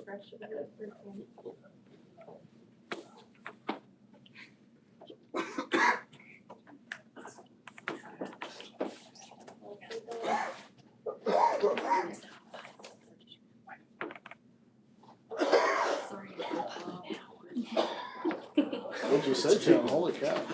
I just told him next year I'd hand him his diploma when he graduates. He said the 8th grade was the best 3 years of his life. There we go. so our communications committee met, and that's myself, Jessica, Shelby Metcalf, Katie Ford, Rachel Nance are on that team. And so one of the things that we're starting to work on is reorganizing the district website. And Katie Ford is doing that for us. We looked at several websites that were kind of very easy to navigate, just looking at different ones to see what it was that ours was missing. And I have a write-up from Katie on the next slide that I'll show you about that. We've also been talking about teacher to parent communication and comparing what we do with Textcaster, because we love our Textcaster, and some of the apps that our elementary teachers are using, such as ClassTag and ClassDojo. We've also been streamlining communication for outsourced services, which basically means looking at some of the mistakes that have happened this year and making those better. So we have something like Picture Day coming up, making sure that we're communicating with those people outside the district to get that information to teachers or to parents in a timely manner. And analyzing website templates, that's something we have the option to do. So when we renewed this year, they have us on I believe it's like a 3-year contract, which didn't cost us any extra, but it gives us the opportunity to choose a new template. And once we get this one organized, they can just move it over into the new template. That's really cool. And it'll give us a new fresh look. So we have some preliminary data. This isn't data that we would like to get a professional survey for the public or the community, but we did some preliminary data seeking with our site councils and our staff meetings that I shared with you in the drive that kind of gave us a jump start onto some of the big things to look at. And then from that data, it kind of told us that Textcaster or getting a text message with information was one of the best ways that they like to receive data. And so we want to really push that at enrollment this year and to make sure everybody gets signed up right there. So in case they have any troubles, there's somebody there to help them to get onto that. And Something else we talked about at enrollment, I forgot to mention to you to add, was the app for the parent portal, and there is a student version, and it's so much easier to navigate than going to the website and finding it and all of that. It's right there at your fingertips. Your password is memorized, and all you have to do is go in, click the button, and you can add money. You can add money to your kids' accounts, pay fees, enroll, everything. Harper just downloaded the student app, and she can check her grades. You can have it set up for notifications for absentees, things like that. So we'd also like to add that to enrollment, also letting parents know the ease of that app and how much it helps with all the little things. Yes, that will be great. So this is kind of what she wrote up. The website's in the final stages of the year-long process of being audited for accessibility by the U.S. Office of Civil Rights. That has been super fun. And for that duration, minimal changes to navigation and website organization have been made. That the last updates to improve accessibility were made within the OCR case manager in April, and now we're waiting for a final review to close that case. After that, we can start begin to put in place navigation changes discussed in the District Communications Committee. One change will phase out the parent and student level, top level categories, as there are many redundant links in both drop-down menus. Staff as a category may also be phased out in favor of creating a top level department category such as athletics, health services, nutrition services, curriculum, finance, etc. Upcoming changes will also aim to make the calendars more prominent. We have already added the building calendars link to each school's landing page. In an effort to begin adding more news items to the website without burying important information, we've already created a news drop-down menu on the homepage, which sorts announcements and news based on building categories so patrons can navigate directly to news that applies to their building. These news links are also now added to individual school landing pages. So it's going to be pretty awesome when we get it going. I think it'll make a big difference. So this is some of the data that we got, and we went around face-to-face to staff meetings and to the site councils, and talked about this stuff, and then they did a survey at the end to kind of, so that we would have a record of some of those things. But we also want to do another survey eventually so that we can get, the community view, because we know that our site councils and our teachers are used to some of this technology, and so we want to get input from those that aren't so familiar with it too. So this is just some of the things I'm sure that you saw on there, but mostly what they want to look for on the website is news and announcements, school calendars, and extracurricular activities. They visit the district page, schools page, and staff pages. But they love those text alerts, so everybody's got their phone with them, so anything that they can do their phone they like. And when we asked where they would see a need for more communication, district to community and parents was pretty high. So So we wanna work on that. And then schools to community and parents was next. And then a lot of them felt that it was adequate. And that's it.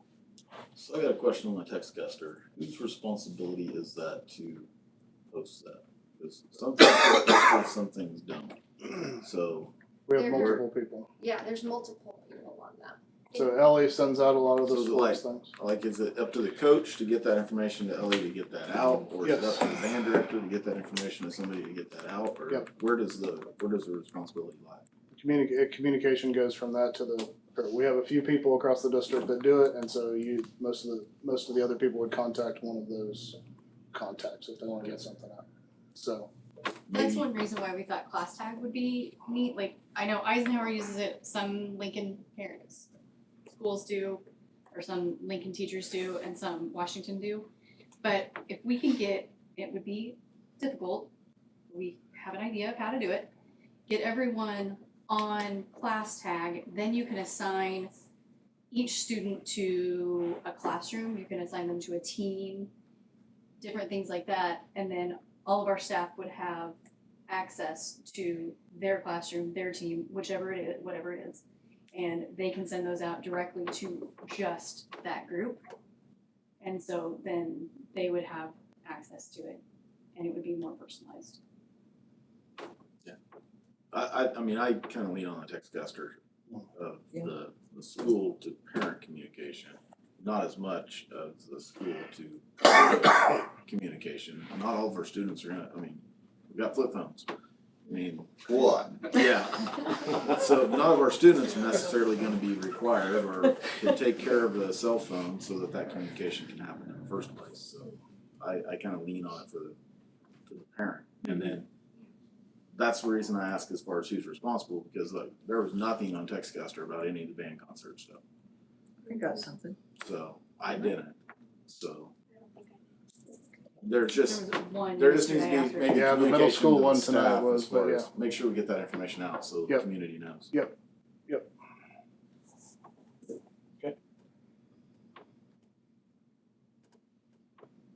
Russ, did you say there was a marker on their website for the donations? Is that a communication update or? Well, we have not gone there yet. Yeah, that's something, we talked about that in our meetings, but Okay. Any other questions on the website? Good progress. Alright, let's move on. Eisenhower pickup and drop off. yes, we started talking about this a couple months ago, and so this month, we were hoping to have, more drawings together by now, but we're not quite there yet. And Jason can be a part of this conversation, but, the city, Tracy Heath, Jeremy Jones, we all, have met, to discuss this, and then obviously with Charity.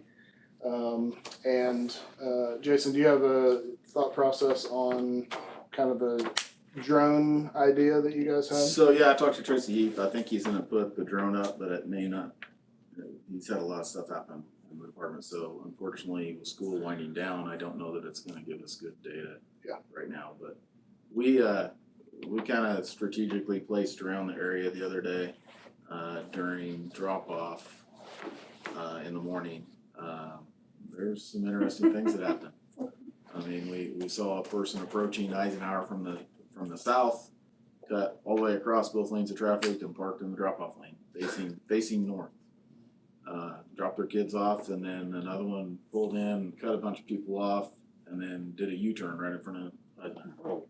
So, I mean, I think we all, as city staff at that time, I think we all observed enough that it kind of created some concern for our safety. So, I mean, I get that the site council didn't really feel like there was a big issue there. But, I mean, you got the chief of police, you got the director of public works, and whatever my title was that particular day. Sitting there watching, and we all thought we observed stuff that was a little concerning. I think I counted 28 drop-offs on the opposite side of the street, so you got kids crossing streets. And some of the parents are great. they get their kid out of the back and they actually walk the kid across. Other kids are like grabbing them and throwing them halfway across the street. I had to Not slam on my really, brakes but, that day. yeah, not really, but, I mean, the kids are going across the street Some principals direct traffic at their schools. I had to Yeah. slam on my brakes that day for a kid running across. I think I saw that. And I said, man, someone needs to see this, and a block later I waved at you, so thanks. Yep. Yeah, my concern, I don't know if moving the drop-off lane closer and taking out trees and the slab that some classes do use, I don't know if that's the answer, but we have to do something about safety. For me at this point, it's the kids playing Frogger, getting across the road, and the parents that are frustrated because someone's parked and so they're just pulling out, not looking, or you're looking to see who's pulling out behind you and you're missing the kid that's running. I'm more worried about the safety of it. So that was Tracy Heath's thoughts. I mean, I don't wanna speak for him, but that was his thoughts, was that you're not gonna stop. No matter how many lanes we put there, or whatever we do, however it's redesigned, you're not gonna stop the people that are gonna drop off their kids on the opposite side of the street. People are still gonna do that. We can try to educate, Charity was saying, the first few days or maybe even week is a little rough, but then once people get educated on kind of the drop-off process, it does smooth up. So But I what are don't we know how looking you're gonna at? stop that. Cause when you're coming from the north to go south, people just pull right up to drop the kid off right in front, and so that makes it long. Traffic has been backed up It has. to where that's 15th So when I was Street or there whatever. watching it, it got backed up to 16th Street 4 times. Where people couldn't turn off of 16th Street onto Plum to drop their kids off. And Jeremy, he was actually parked a little bit further to the north, and it was actually backing up down 16th Street. Right, that's my And concern. one That's what person, concerns me. one person got frustrated and they actually cut over into the other lane of traffic and cut around everybody. So, yeah, Tracy was seeing opportunities there for tickets. That's what I was gonna say, what's the solution, just enforcement of the law, or, what would the solution? And you guys had talked about sending that to engineering. Yeah, we're gonna send that to engineering. So the city, the reason this all got started is the city is going to redo Plum Street. They're gonna resurface Plum Street. So if there's a time that the school district is potentially interested in doing anything with the drop-off lane, now would be the advantageous time to do that because it's gonna be by far cheaper to do it. Your mobilization costs alone, are gonna be huge on something like that, so. Maybe it's something as simple as extending that drop-off lane. I don't know. Would adding parking, I don't even know where you would do it. Would adding parking so people have a place to park and drop their kids off, those that want to walk them or go a different way? I think that would also help with the congestion when you have Yeah, I'm not. big events not an because it's engineer, everywhere. so- I just don't know where you'd put parking. Yeah, What's not an the- engineer, so I don't know on that. but- What's the, where the buses used to go out and let people off In the back. on the north side? Oh, on the north. Yeah. That used to be, and I was it is, never around it when is, they did it on the north. yeah, it is, it's cut out there for buses to pull up there. What's that used for right now? Parking. Park Well, on the cars, street, park. like parents will pull up and park and let their kids out right there. Okay, Mhm. yeah. So there's- that's there's- the- Yeah, it's not super long. Yeah, It's probably I don't know if 4 that cars. could be worked into it somehow, Right, like because, a turning lane. yeah. Talked about a turning lane coming off there. We used the bus drop off during COVID also. Could that be, on the north In the end. alley. no, on the west I'm side? talking the north end, on the north. I know, but I'm Drop-off, saying, yes. would that be an option? The buses are usually out by 7:35, 7:40. So you want your bus, so what happened during that was cars got intermixed with the buses. And then the that bus- becomes okay. super duper messy. Yeah, it was amazing when you could divide, like K2 was dropping off on one and 3-5 was dropping off on the other, but when you mix your buses in, once the buses are gone, it's great. Buses to that. But they're not completely gone by the time kids are Block getting that dropped off. off. There's Yeah. more buses, yeah.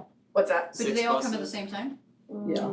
In the morning, yes. Okay. you would have no. And after school, probably. And after school, they're pretty much the same Yeah, except for they do back up after one school. bus that has to stop by another school first. I don't see after school as big of an issue. I can always find a parking space or I come 5 minutes late.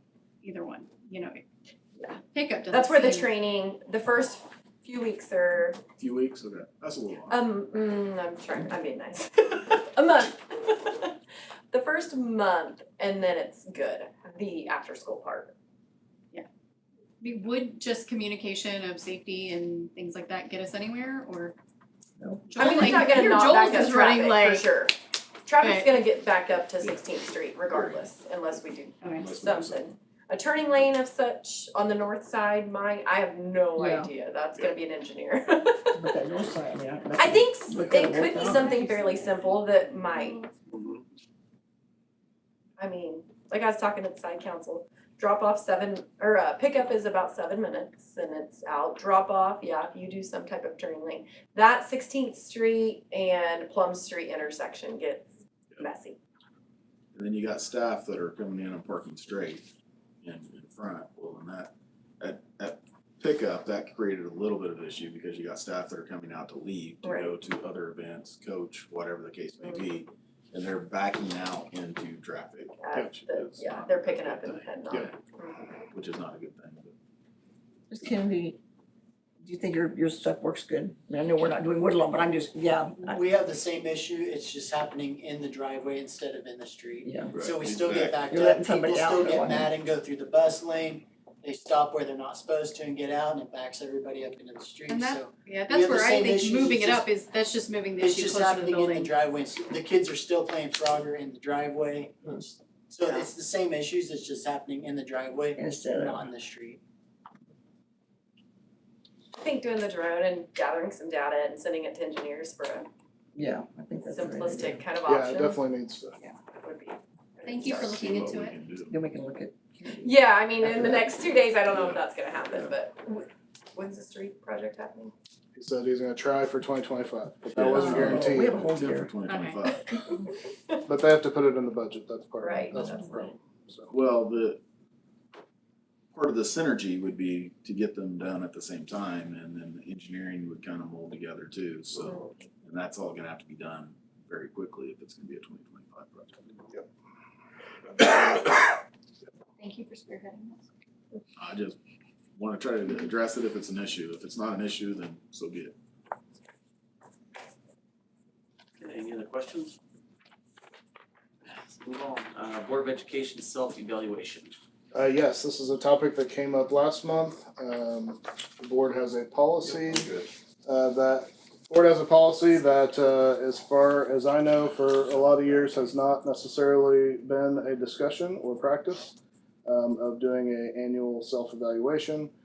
Last month, the board discussed, we had brought up that KSB offers a online evaluation. The board talked about both the policy itself, how I remember it, the board talked about both the policy itself, and then also wanted some other options, and so reached out and got some other options that are more paper-based options that are put into your packet, and then also put the policy in there for you to read if the policy needs discussed as well. So this is kind of a board discussion at this point on how you want to move forward with either discussing the policy or actions to the policy.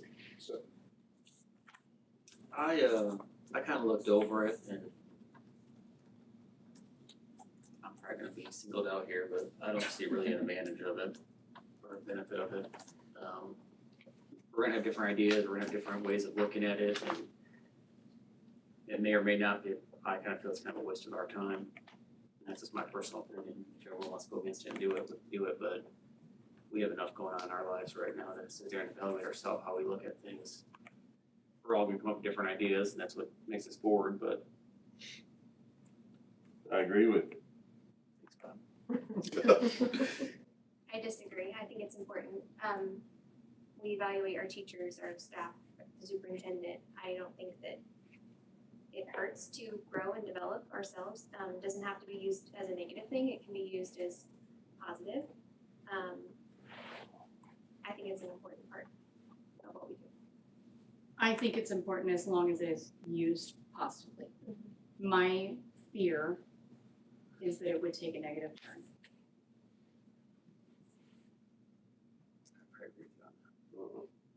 Well, a way I think I brought up several years in a row to maybe, I don't know, to alleviate what might be negative or what might come out of something like that is just to get together for an afternoon to just, and it'd be great when, like when a new board comes on, just to see what all our thoughts are on things, why do we run for the board, what our goals are, what we see as positives, what we see as negatives, so we see where we're all coming from, so we're not, I guess, negative, or we get to know where, I guess, each other instead of just away from here. And a lot of this isn't even, like, it's not personal, it's like, do I have sufficient understanding of the following areas? Do I need any additional training to fulfill my responsibilities?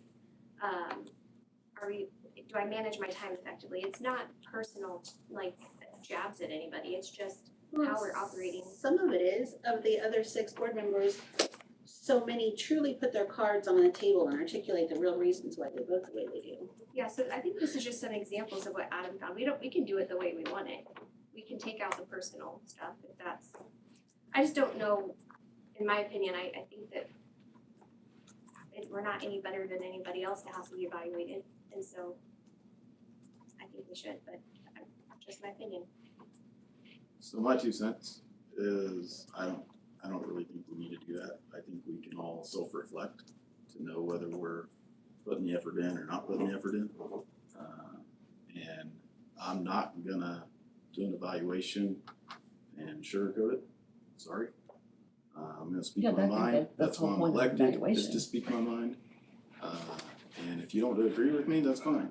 That's why we're all elected, the way we're elected, so I'm gonna vote my conscience and that's the way it's gonna be. So I'm not, no offense, but I'm not here to make friends. I'm here to do a job, so.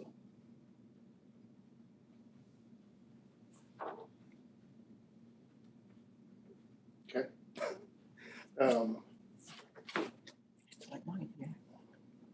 Are you wanting an action? No, I'm just, Okay. this is strictly a board idea. This is not something that is my, in my wheelhouse. This is you guys making this decision and, on how you wanna follow that policy or discount that policy, et cetera. So I this mean, is, someone, I guess you can leave it open if someone wants to do the evaluation themselves, they can do it. I don't think it should go against anyone that doesn't do it.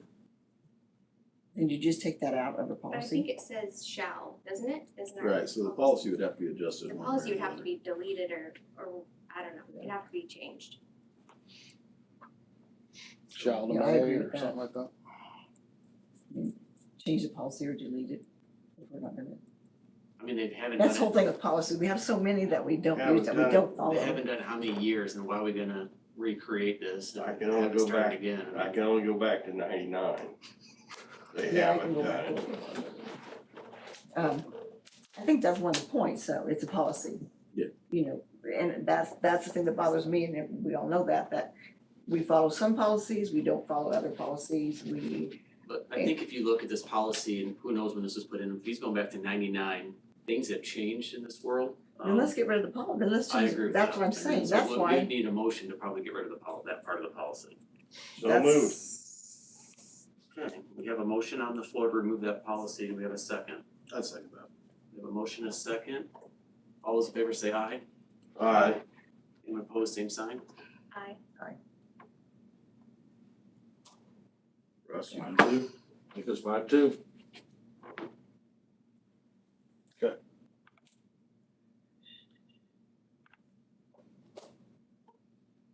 Thank you for bringing it up. I know I brought it up several times. Yeah, no problem.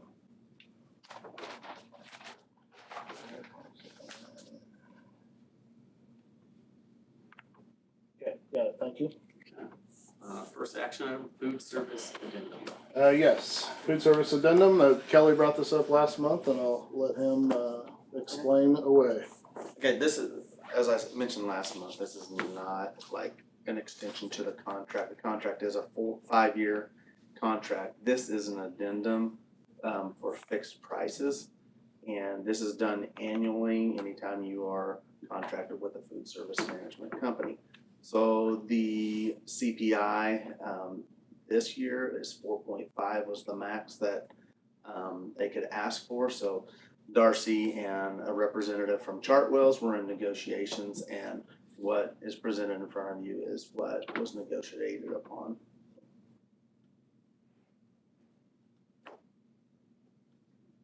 Have any questions on it?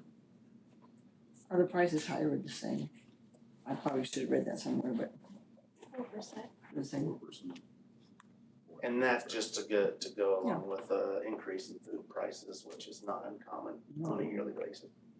Kelly, overall, are you hearing good things? I mean, everybody's satisfied with the service? I have not heard staff-wise, much everything? Does the- from any of the principals. Does Futures, I don't know, they get our food from our food service. Do they have any input into anything, or, I mean, what's their It is. recourse if they're not happy? Then they're pretty much their own little entity. We don't evaluate them, we don't do their accounting, we don't do any of that. Well, Darcy might do a little bit, but I don't collect money from them, but, so it's totally. So they're kind of contracted with them separately that we are, except we extend the, They're a vended contract through us is what it's called. They purchase through us. Right, all they do is purchase the food through us, cause it helps them out. And then they do all their other evaluations and all that on their own.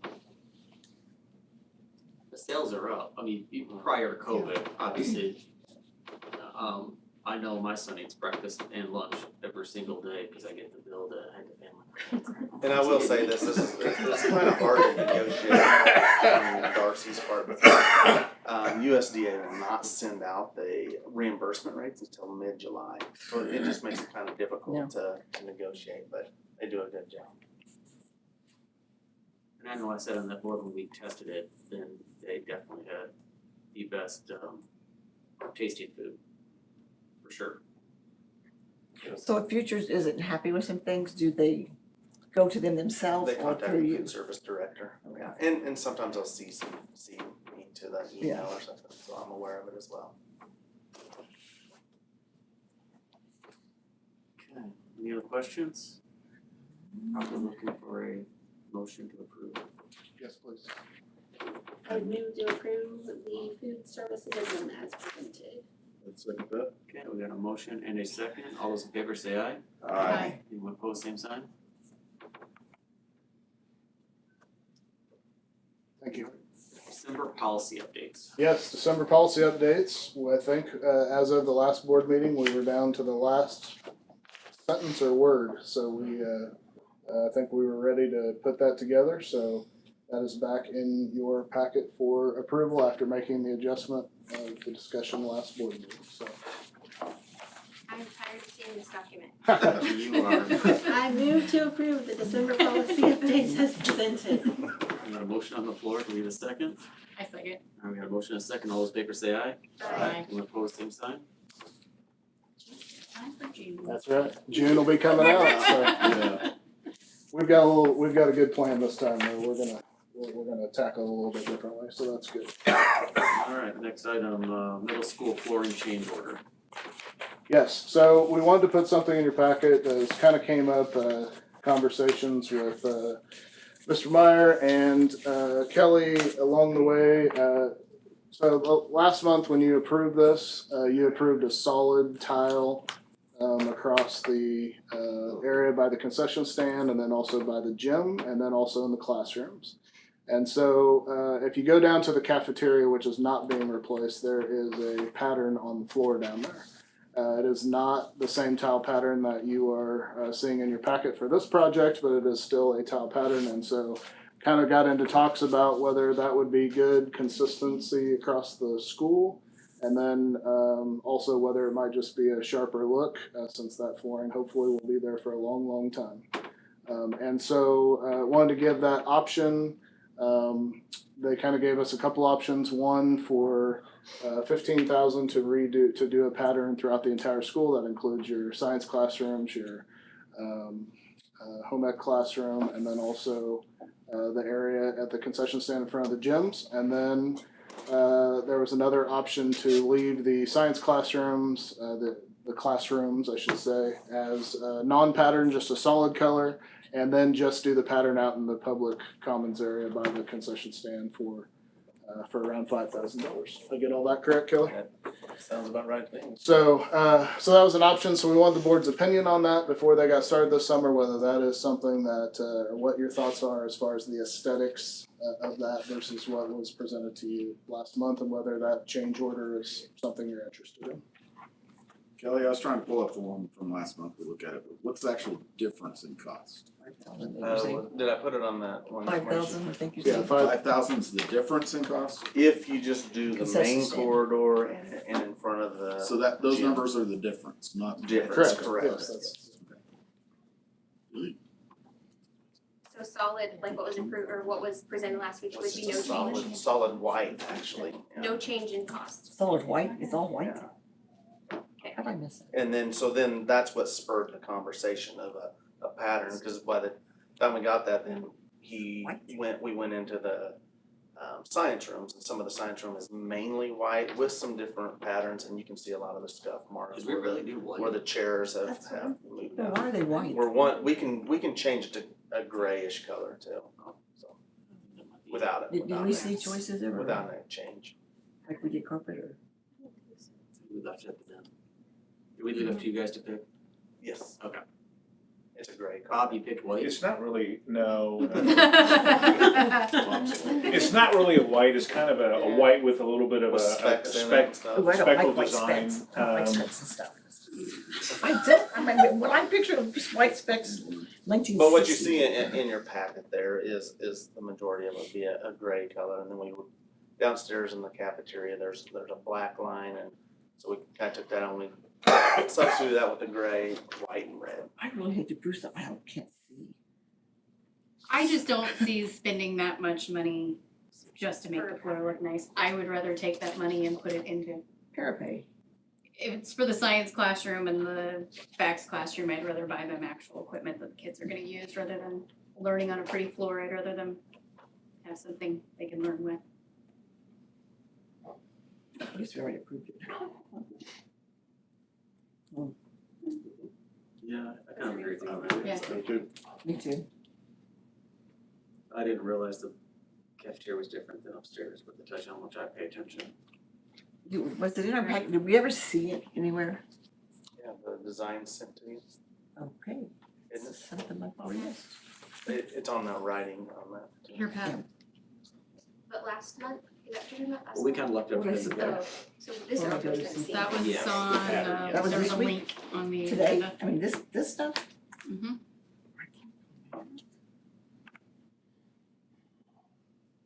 Do you guys think you'll go with the gray instead of the white? Okay. Oh, that's what that was? Oh, my God.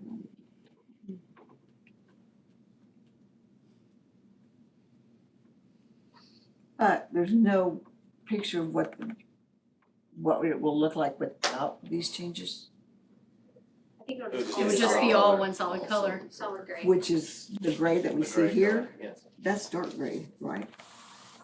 I think it's about the color of these chairs, isn't it? Oh, that's not quite chilly, that where'd you get dark. white? Maybe the walls. Oh, where'd we get white at? Is something white? There's Whitish? they might throw a white every now and then in the pattern, design, white and red. Okay. Tried to pick something that was relatively close to the carpet samples, so. Okay. So we all in agreement, just leave it as is? Sure. Yeah. They give you guys Yeah. enough?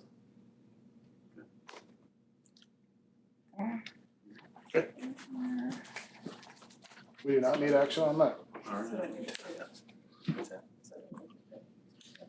Alright, next up, administrative reports. I have a question. Did you agree on, because I'm gonna have to send an email to them on just solid gray Yeah, no throughout the No whole pattern. building, No not pattern. from the main corridor and concession stand? That you don't want that patterned either. I don't think they want specifics. I think it'd be nice, but $5,000 to be. Okay, I think we decided. I just need Mhm. clarification. Administrative reports, you guys have anything? You wanna add? what you sent?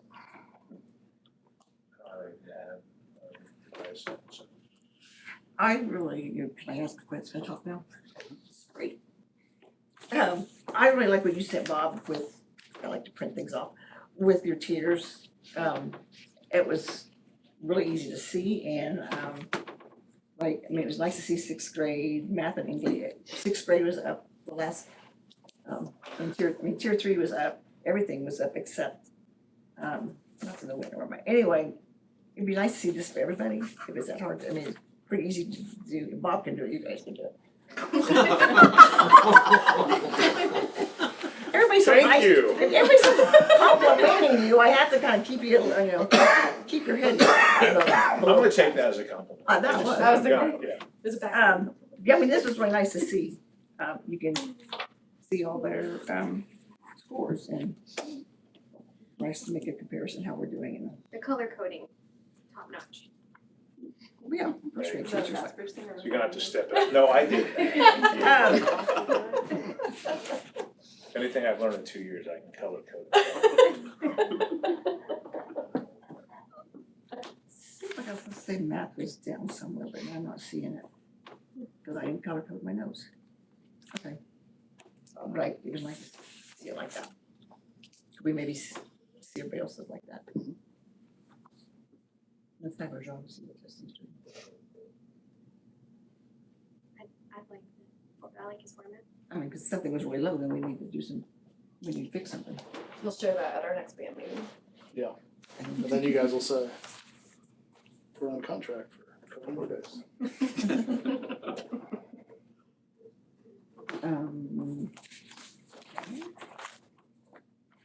That's gonna be off our board member comments.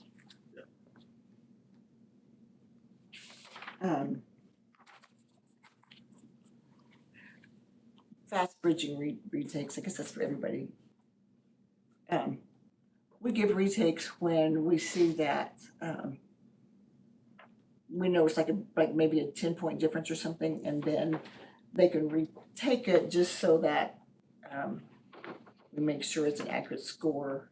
We wanna see if There was just some the data's concerns right. made, I mean, I kinda know why, but I just want.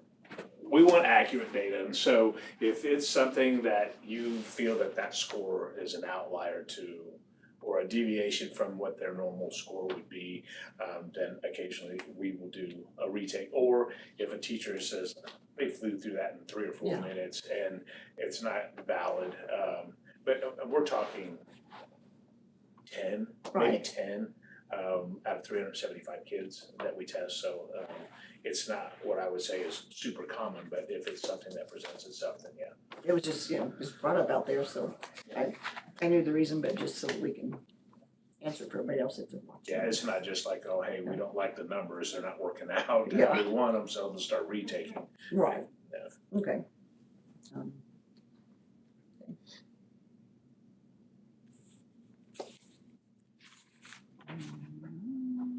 Anything else, Pat? I have lots of things if you want me to talk, but then I'm done. Any comments? Board member comments? Okay. Let's see, which one do I know to first here? Well, I'll do the scholarship fund, All-Star Scholarship Fund, okay. You sent us what they all get, like everybody, if they applied, they got the $1,500, which the casino raised. The amounts this year was really great and appreciated.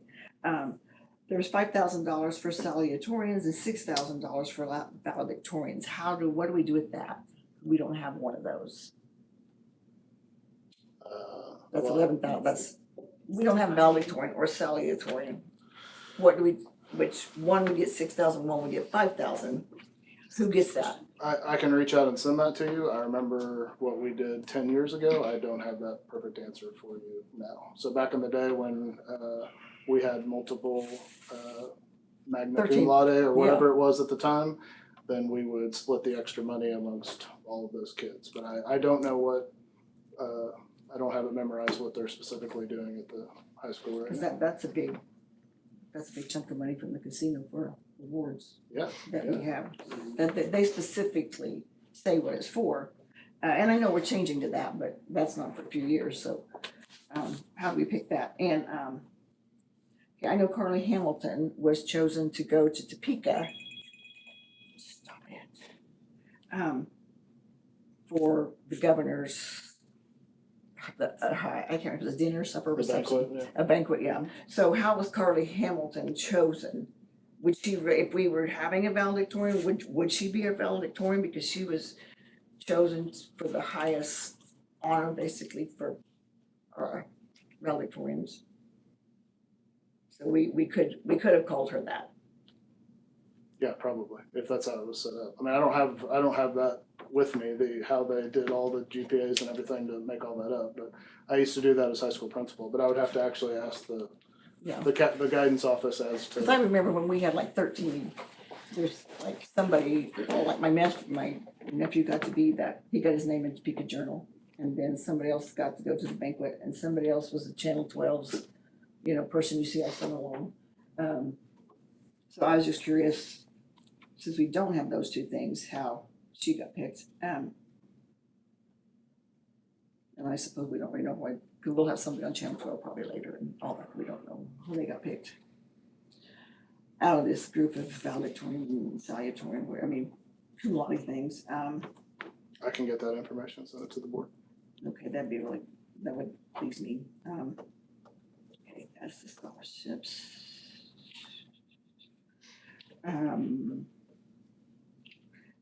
Do we have an update on the insurance committee, how that's? Yep.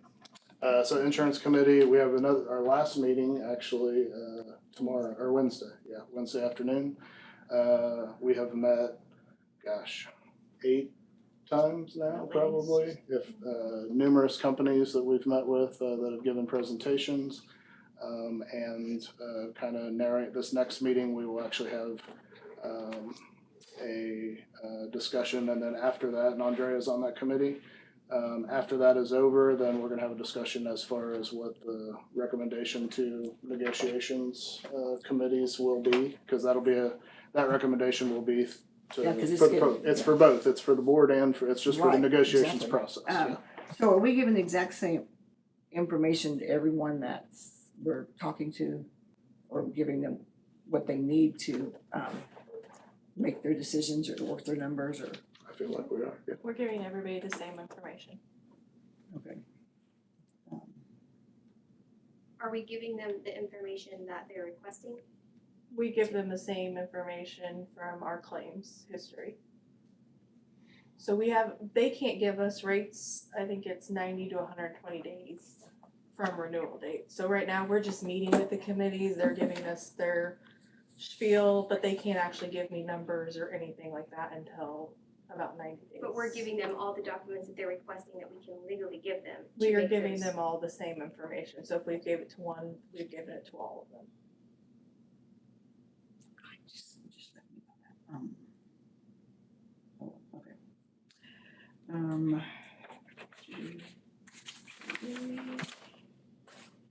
Are you hearing differently, or is there something that we need to know about as a committee that would help the process? Well, I'm not speaking on it because I'm not educated enough to know the information. But is there information that one of the vendors has sent, has requested that we're not, I don't think it's protected health information, but there's some information about a claim so they can better give us our premium prices. So our next meeting, we are going to meet and just try to help narrow down who we're going to move the next step with. So everybody's got the initial information, then this next meeting, we're meeting after we meet with the final group of who we are, based off of their presentation, who we're even interested to move to the next step. So how many people do we have that have presented? 6, 7? Yeah. There's a lot. Yeah, that's nice. Yeah, that many people interested. Not that that'd be a good thing, but. I have to count them up, but it's something like that. I don't know anything about this process, so that's why I say I don't know all the details, and I don't wanna make accusations. This is our first time too, so we're all just kind of making it up as we go. So our meeting on Wednesday, they've decided that we've been meeting for an hour. We've been giving all of these representatives an hour to sell us. And so after our meeting of the last guy, our last team of people. On Wednesday, we will discuss as a team who we really feel like sold us and go from there. But we're not gonna have premium prices. No. So wouldn't that be a big factor though of Well, what but we make? they're the really decision? brokers, so, who's gonna represent us going forward? Because right now we're being represented by Gallagher, and maybe we decide to stay with Gallagher, maybe we decide to Oh, go we're with- not looking at we're not looking at health insurance companies, we're comparing brokers. They're all different types of brokers. All different brokers. Some are self-funded, some are in between fully funded and self-funded. They're all different ones, so that are just going to represent us to go to quotes for bid. Oh, so we're. They all have a different angle on how they can see our plan being, saving funds here or a different Each of the brokers spin. only Yeah, has so many I companies just, to go that's, to. yeah, I just misunderstood the whole process, cause I didn't realize that. We were trying to find a new broker than the one we have been using, we're trying to see if we have if we can find another one that will do us better, is what what you guys have been We're doing. just reviewing the options.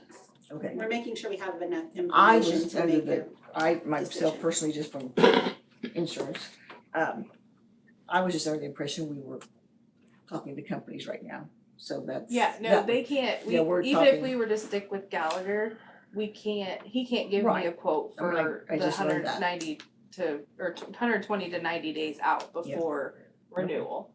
So. So right now, we've been just meeting with different Okay. brokers and When different is our options. renewal? October 1. October. Okay, yeah, I mean, I just learned that, cause I was thinking it was with companies, Yeah. so, thank you for that. Okay, that was one thing, hold on here.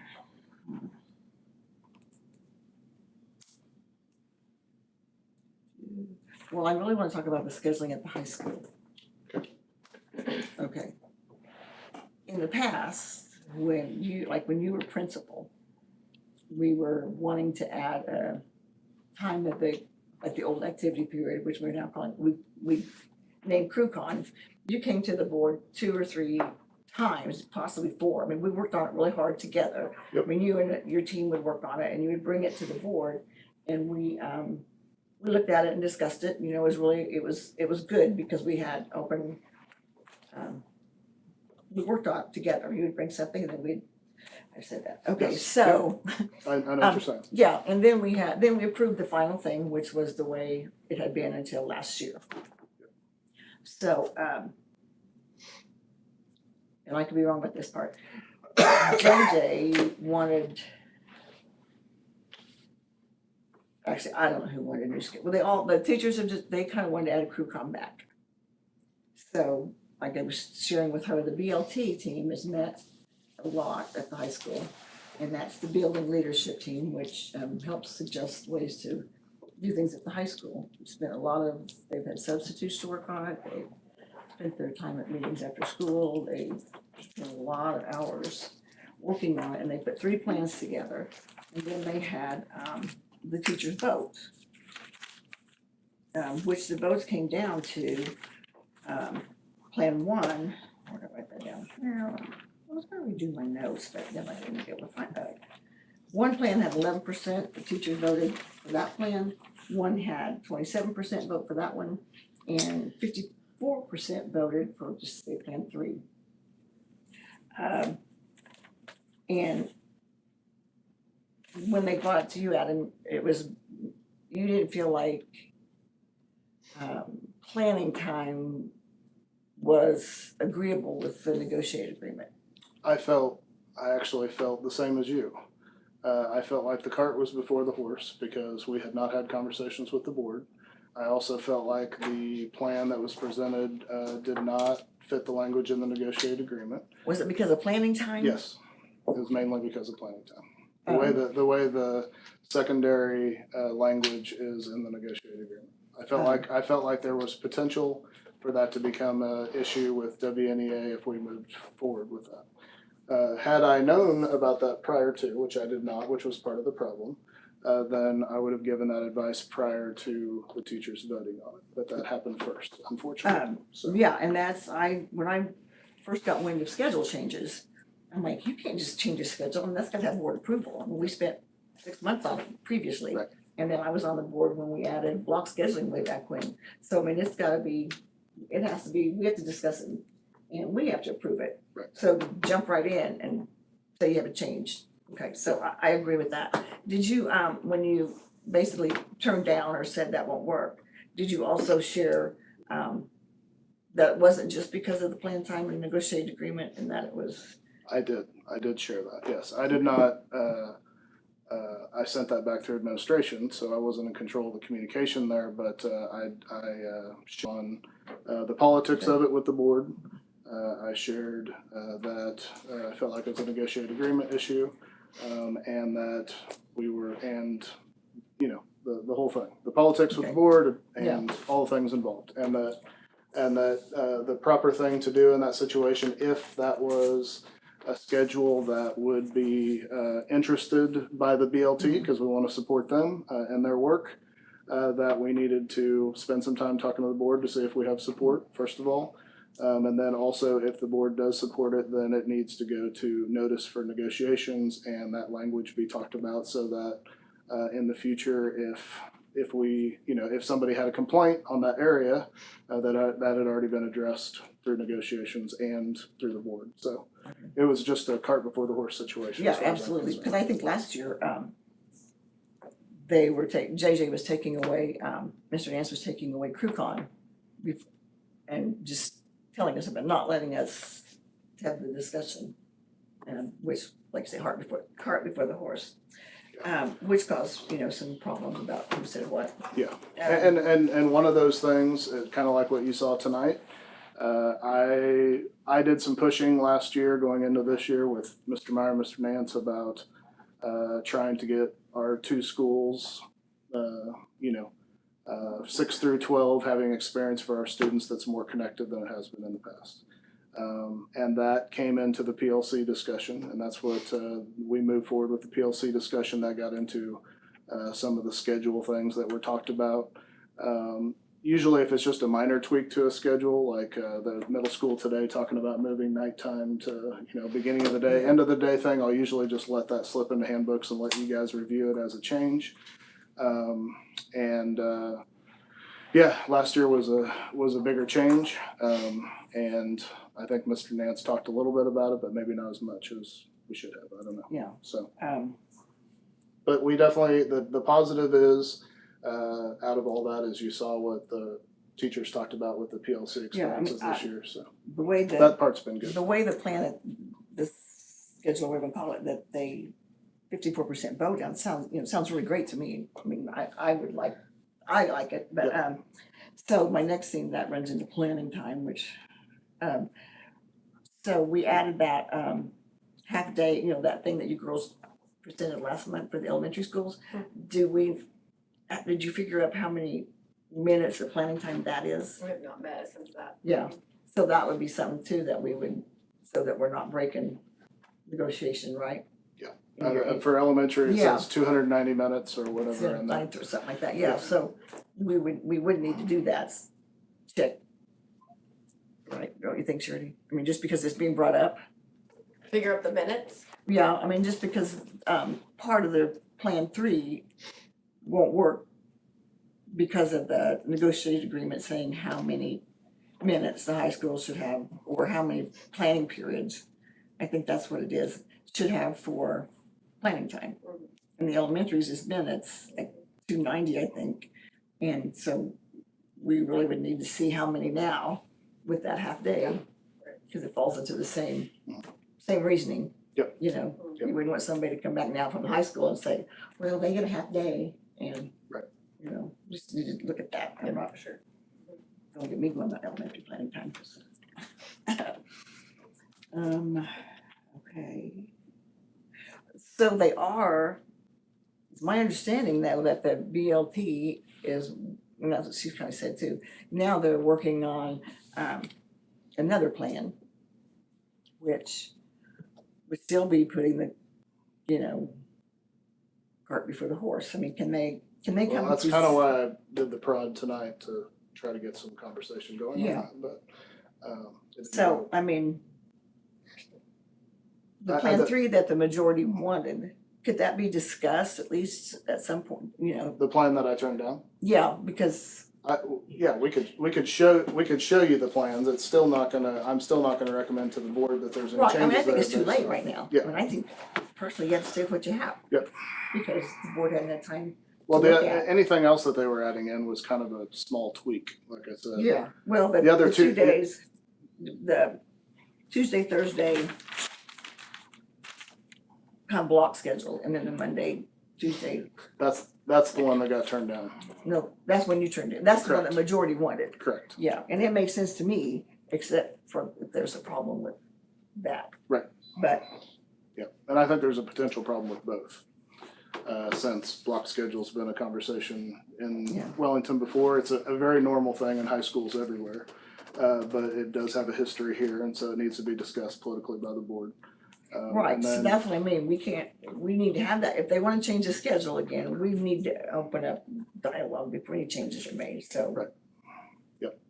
Okay. So my understanding is that any schedule changes they do for next year at this point will be more of a small tweak that they would put in the handbook that you guys can see at that point. So we won't have to approve a schedule change? Yeah, you'd have to approve the handbook. Okay. No, I don't need a handbook, But it'll be in there, Schedule. that'll be part of it. That's part of but I that. would think they would want their schedule change approved before they put it in the handbook, or before they enroll kids, or I was gonna say enrollment, yeah. How do you know? if it's a schedule, if you're changing the high school But that's what I'm schedule. saying, I think it's enough of a small tweak instead of a major change like the other one that we talked about, that it's not something that affects all those things, is my understanding.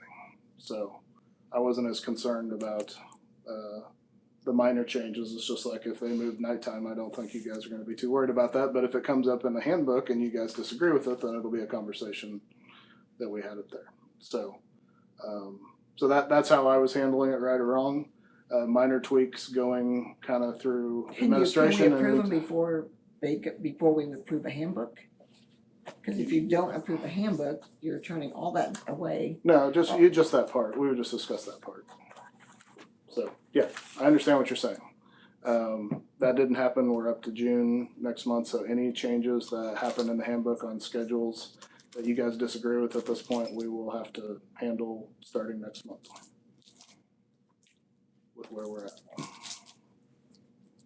But you can't really disapprove them because you're scheduling classes, so they have to fly. But the structure of the schedule. Okay. Is still.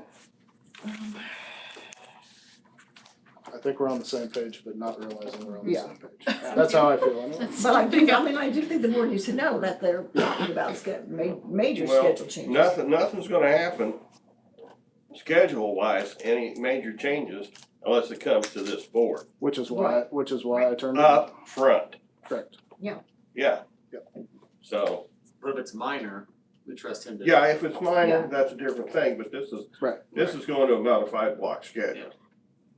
And no, Which is why I turned that down, that's right, exactly, because that is a major change. right, and it But it can't, needs to be discussed yeah, it's gotta come here to this board to be discussed before they can implement it. months, You several know, months and prior, they and that's what can't- we're saying, that's what we're They saying. can't slide it Yeah, under the door. I think everybody's agreeing, that's what we're we're just saying saying. it different Yeah. ways. Yeah, that's what we're saying, but, If you guys are not happy with any minor tweaks that go to the schedule next month in the handbooks, then it just automatically falls back on the previous schedule, so. okay.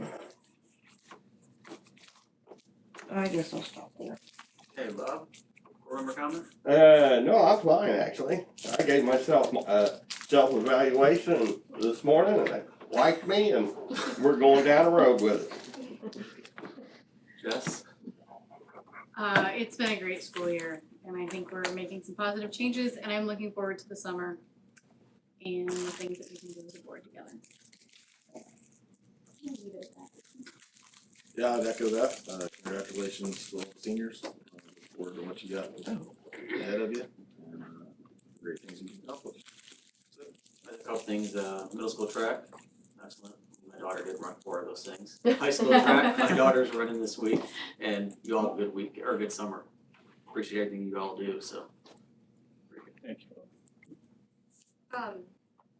I would like to see if we could get the prom policy added to the agenda next Prom for policy? discussion. Yeah. Okay. Prom policy as far as in board policy or in, Prom policy as far as it's in the handbook. in the handbook, okay. Yeah. So you'll be getting handbooks next month anyway, Oh, okay. so that works out good. Okay, cool. And then can somebody describe the process for how the board/district decides how much the paras receive every year in employee raises or starting wages? So that'll be in the classified handbook, which also gets presented next month. So those, Okay, so I know that the starting wage will be there, right? yes, But how do, like, I'm thinking bigger than that. What, as far as what our paras are actually making across the district with other Yes. increases in the past. well, like, how do we decide where they start off? When we wanna increase their pay, what's that process look like? I mean, we talked about evaluations. I see that the yearly performance-based, raises are 25 cents a year if you meet these certain criteria. Right. But how do we determine their starting wages? So so in the classified handbook, the starting wages are listed along with, if the district did not give any raises past that, they would still get the language that's in there, which is the 25-cent piece. Now, like last year, the district gave $1 raise to everybody across the board, or including that 25 cents, so it was actually $1.25 raise across the board. They met their evaluation. If they met their evaluation goals and all that, so, The 25 cents if they met, or the dollar? The dollar everybody got, the Okay. 25 cents was based off of their evaluation. But starting pay, yes, How so do that, we- that like- starting pay is also in there, so, I know it's in there, I know where oh. to find it, but how do we determine the budget for what we can afford to pay the parents? That's So, what I'm getting at. looking at comparison with other districts, like we have with all other salaries for years now, and what our competition is as far as like-sized districts in our area. And then putting that all together and then comparing also what our paras actually make, or our classified people actually make. So you have people who have been here for a number of years, and when you actually average the wages that we're doing out together, it's higher than, just the starting wage. And you also have people in the community that hire similar positions, but they also have different funding mechanisms, so it's kind of hard to compete and move with all those, but we try to do our best comparisons that we can to make sure we're keeping up with other areas. So one of the issues that's been big this year is just locally we had other entities in the community that bumped theirs up a lot, and so ours was very glowing, and so we need to take that into consideration as well.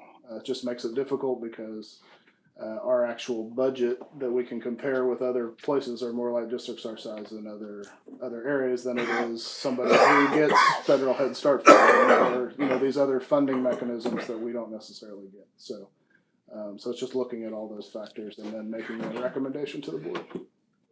Okay. Does that make sense? It does. What's a hard to fill position? Basically Define all this. positions in education, right? Okay. But I wanted to make sure, cause I know that Yes. the handbook says $1 extra for hard to fill. And Yeah. so I didn't know how So, you okay, determined so what I was see hard what to you're saying. So in the past, we have had often given that to people who get put in positions where maybe they have to do toileting or kind of beyond your normal work. Get put in functional classroom or some of those things that they're kind of doing some above and beyond type duties that has been given as a extra Like just to try to lifting, not. diapering. Yes. So would that Toileting. technically, so everybody got $1, does that extra $1 come into play? Did they get that extra $1 since it's hard to fill? Based on whenever they got hired, they probably did. Or if they moved and accepted that position, then we would add that. Like if they were doing a classroom para position and then the principal and special ed director decided to move them to a functional classroom and then they got put in that position, then that would be added at that time as well.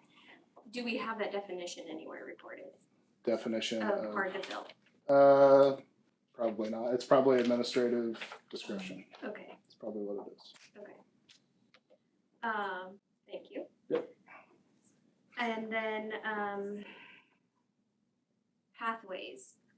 I know I sent Jen an email about this, but I think there's some confusion from parents, about the Pathways program. You provided me some great information, so I didn't know if you could talk a little bit more about that. What is the purpose, how it works? Because the things that I'm hearing is that parents don't even know what, they're not hearing of it, and I know that's something we present at enrollment, but can you just talk about that a little bit more?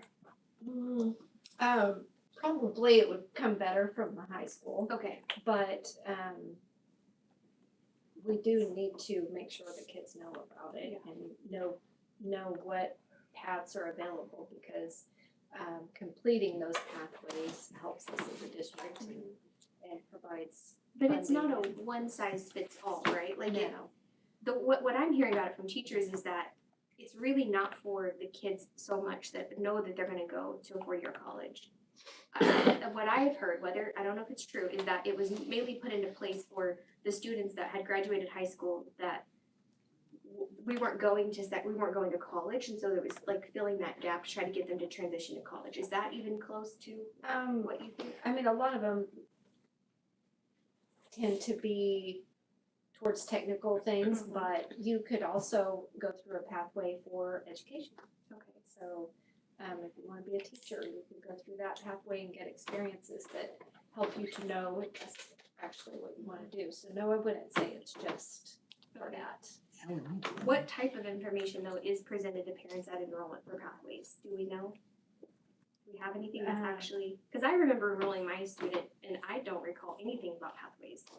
Doesn't mean it wasn't there, but I don't recall that when I did online enrollment. So this is a perfect example of why we need to make sure our plan of study process is there and is streamlined throughout, because if the whole purpose of that is to sit down, with the student and the parents, find out what their interests are, plan that out, and if it falls into a pathway, that would be awesome.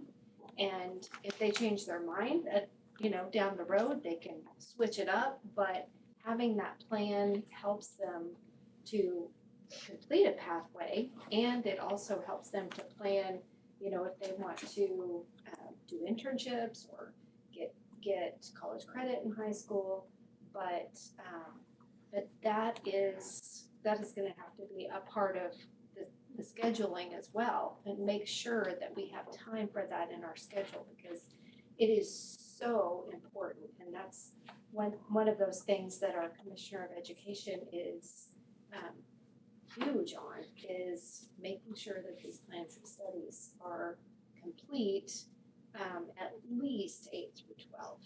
And that was led into my next thing. Isn't that what CrewCon was being used for? And now that we've done away with CrewCon, what time is being set aside to go over these plans of study? Yeah, it was supposed to be used for that, and I think Mr. Nance felt like it wasn't being used, and I don't think it was consistently either, because there are a lot of plans of study that are incomplete. And I know this because I've gone through every one of them, trying to fill out the star recognition for our district, and it's just not being completed yet. So we need to get a process in place. If we do have time like CrewCon, we need to use it for that. But if, right now, I think we're still setting aside some time, but we're still not getting done. So I don't know. And I think, Can I interject just a minute? yeah, sure. That's kind of what, one of the reasons I heard over and over why they took CrewCon away. It wasn't being used properly. And just like you said, some teachers were doing everything done like they're supposed to, and some weren't. Shouldn't we have held those teachers, accountable for what they weren't doing? Or not? Yeah.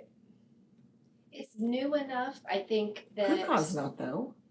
No. CrewCon It isn't, take away the but- plan of study, it was for doing homework, going to get help other places, or finishing a project, just different things. And it wasn't being used for that, because teachers were just doing, and that's why I thought maybe we did need to hold some, people accountable for not doing what was meant to be, but I'll go ahead, I'm sorry. I just had to Yeah, say I that. think that's part of it. I mean, teachers have their expertise, which is what they teach, and this isn't really their expertise, so it's uncomfortable. And maybe it is. I think the high school has a really well developed plan. I mean, the CTE department, Elizabeth Vaughn, have put together some really great resources that even other districts would be in awe of, but it is the accountability piece. How do we make teachers feel comfortable enough with it as well? I think they do a great job with the relationship piece, but as far as getting them to talk about classes that they want to take and really getting that buy-in, because our kids are going to only buy in as much as their teachers are. So we got some work to do there for sure, and it's important work. So I don't know if we just need like even Dr. Watson to come talk to everybody about it, how this really does impact our kids. I think there's just some information that's missing, some communication for the parents to know where to go. And I know you shared the link, but I wonder if that's something that also that we can maybe change on the website so it's you don't go prominent. Yeah, I think that's something we even discussed was having a more prominent counselors area and maybe even having better, or like just in a general. meeting, the parent meeting or something. It's just even for me who tries to stay on top of things, I don't know a lot about it, and so I think there's room for better improvement. I brought this up to Adam today because I'm hearing the same thing about not knowing about pathways, and being an 8th grade parent, I realize the only thing that I know about pathways is what I've worked up myself. But I will say there is going to be a freshman meeting tomorrow night for incoming freshmen, which is new, and I really, really appreciate that. I think that that's kind of going where you're discussing. Now, yes, we need to do something for the other 3 grades, but I think that we're on the right track. Yeah. I feel, I understand where you're coming from, and I'm hearing it too. But I think that we are making that turn.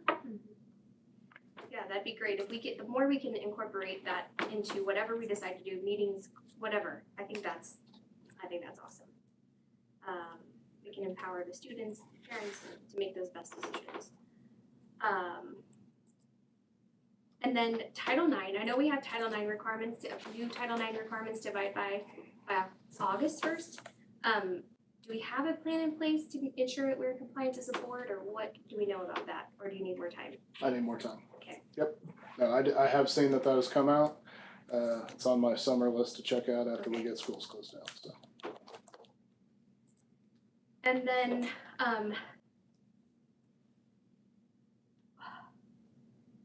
Mr. Meyer, just because you're here, what are the expectations around teachers posting grades in a timely manner? What I'm hearing is that sometimes the grades don't get posted until all at once, and then we're like, oh, you're missing this, this, and this, and your grade's an F, and what are we gonna do about it? So can you talk to us Yeah, about grades that? should be posted weekly, You have because that, it also yeah. affects the eligibility for activities, especially with 7th and 8th grade.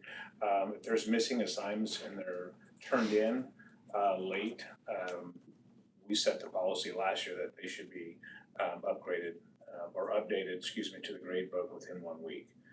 Now, is that always happening? No, and it's being addressed, so. We do have it in writing, you said, because you said you set the policy, so that's somewhere.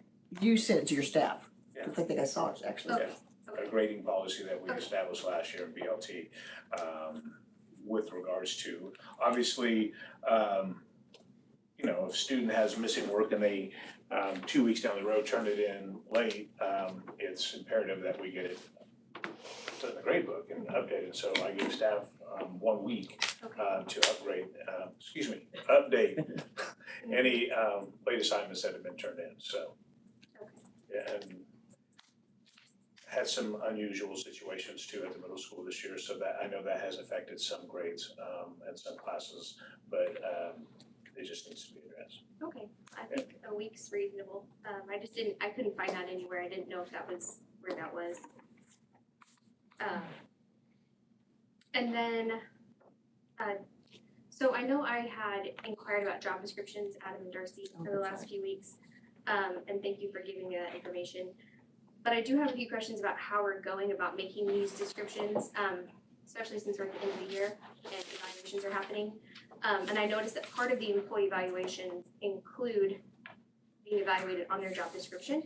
And for several of these positions, they haven't been made. So how are we accurately doing these performance reviews about job descriptions?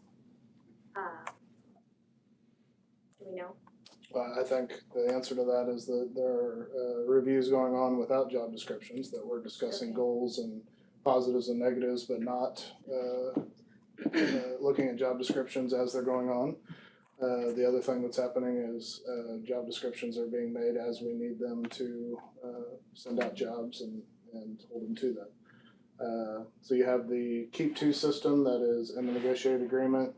That is the system for teachers to be evaluated on.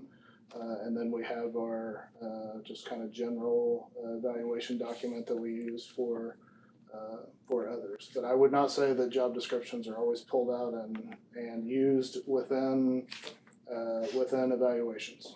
That's not something that's happening. Okay, because I was just able to find like our appendix of like the things that we, like, for example, the parapay, like the 25 cent. One of those things was that you had a job or you had a job evaluation based on that job description. And I think in our policy says though that the board needs to approve those before they're ever deemed in effect.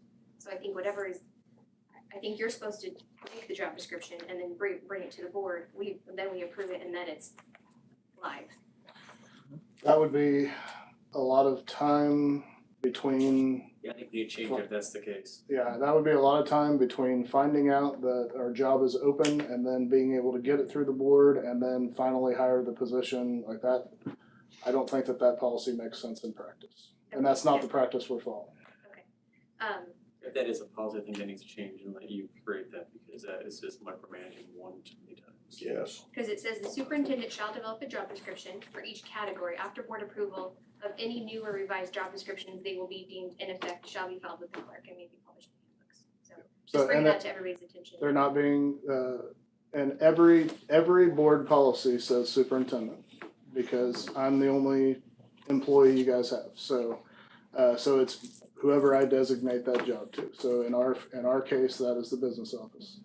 And so they are doing that. Those are not filed with Russ as a board clerk. They're filed in the business office.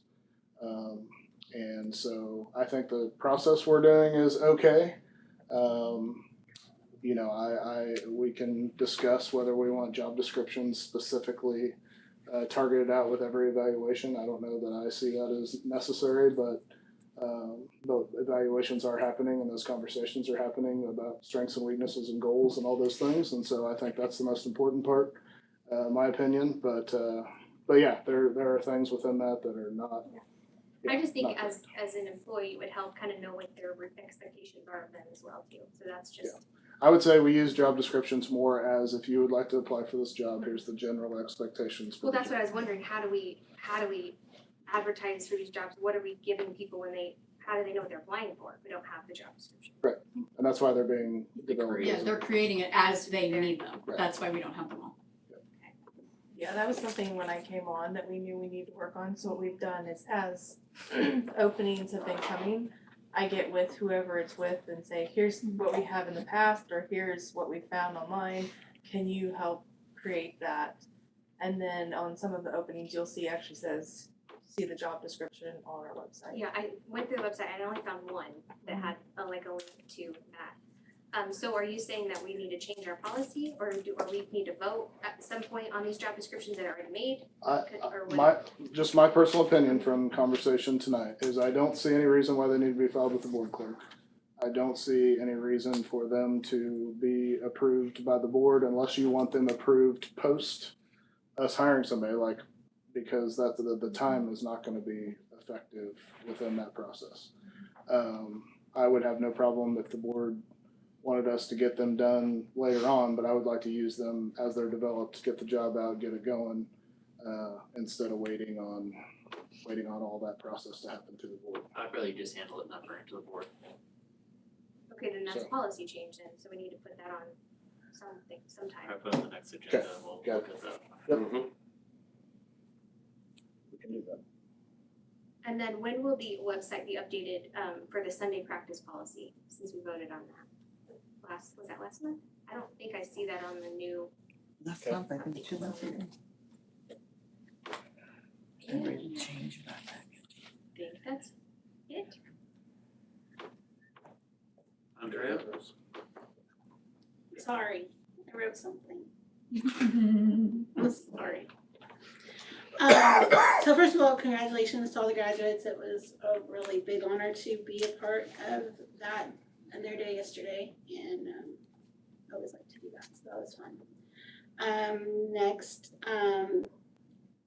good job to the middle school for handling the power outage. Yes. We had some patient people. So that was good. I saw a lot of people doing innovative things to stay safe and to still have a good learning day. Yep. Agreed. This year has been interesting for me. I've had a lot of eye openings, a lot of conversations with a lot of different people. And I would say it's been a year of growth, challenges, and a lot of inequalities that I've seen. Especially concerning our 4 elementary schools who each offer a wildly different experience for our students across the board.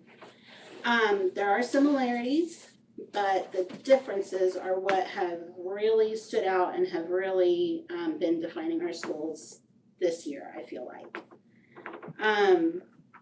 You can see it in, just the way they fundraise. Kennedy's Glow Run, Lincoln's Patriot Dash, Washington's Jogathon, Eisenhower's Color Run. A student at Lincoln asked me, what even is a color run? And I just, the PTAs, organize those and run those. The students run the faculty take over where there's lack of PTA, and that's Everywhere.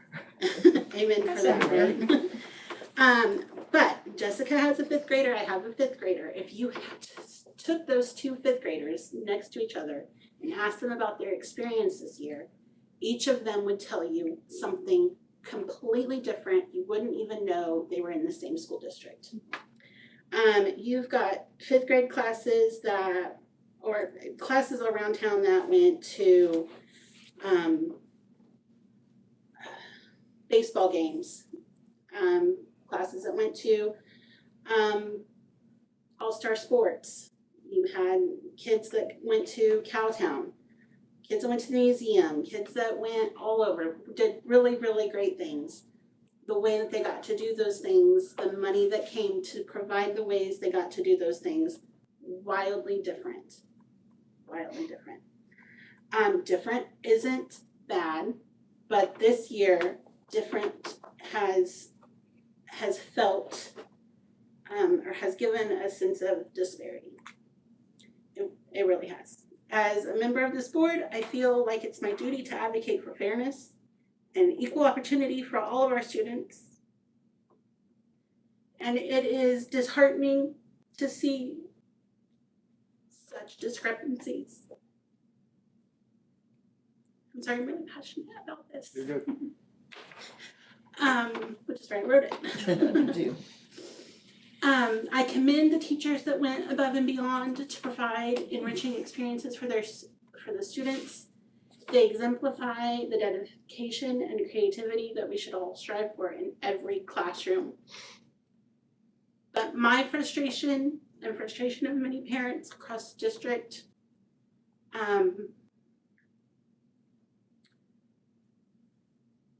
let's work towards creating a more equitable learning environment for our students. Let's open the discussion for attendance centers. And I'm sorry, I know everybody hates that word.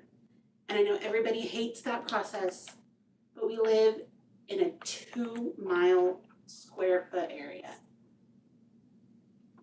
And our students deserve the equality of getting to compete in robotics competitions and getting to have STEM more widely available and getting that more dedicated same experience. They need the same experience. We're 7,500 people. They need the same experience. That's what I have. Thank you.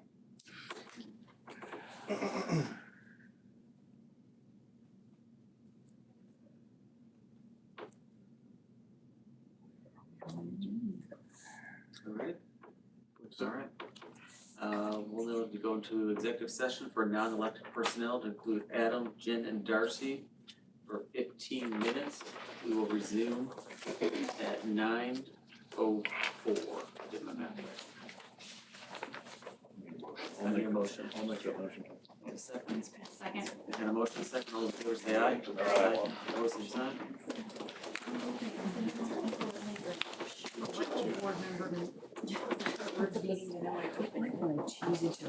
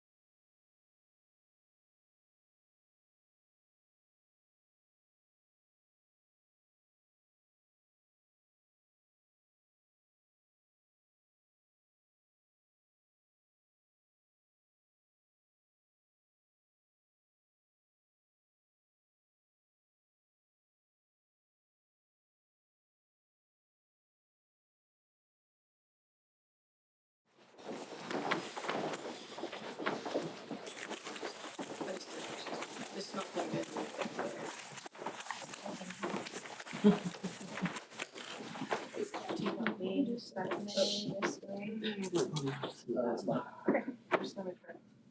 back in open session, no action was taken. We need to go back into executive session for negotiations with Adam, Jen, and Darcy for 10 minutes. Wait, no, we're gonna go back for Not the same elected, I'm subject. sorry, I was looking at the wrong one. Not elected personnel for 10 minutes with Adam, Jen, and Darcy I for, think we should do resume 15. at 9:15. We need that So motion. moved. Second. Got a motion and a second, all those in favor say aye. Aye. Opposed, same. But the 10 minutes start when she gets back. Give us a little bit of padding. I did. Thank you.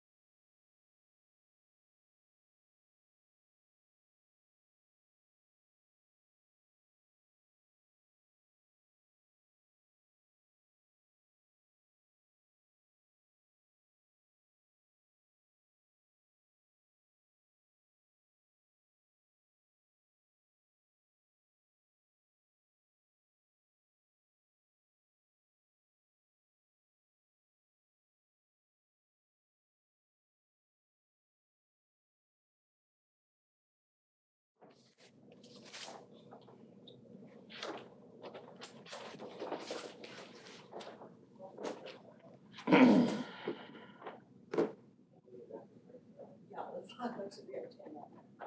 And I'm not saying it's bad, but the bathroom, I would always listen to the bathroom.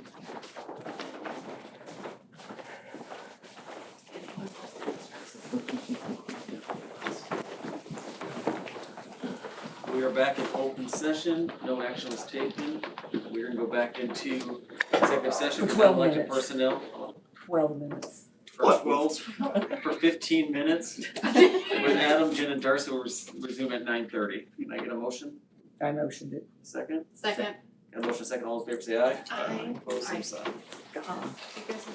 Is there? Should we stay?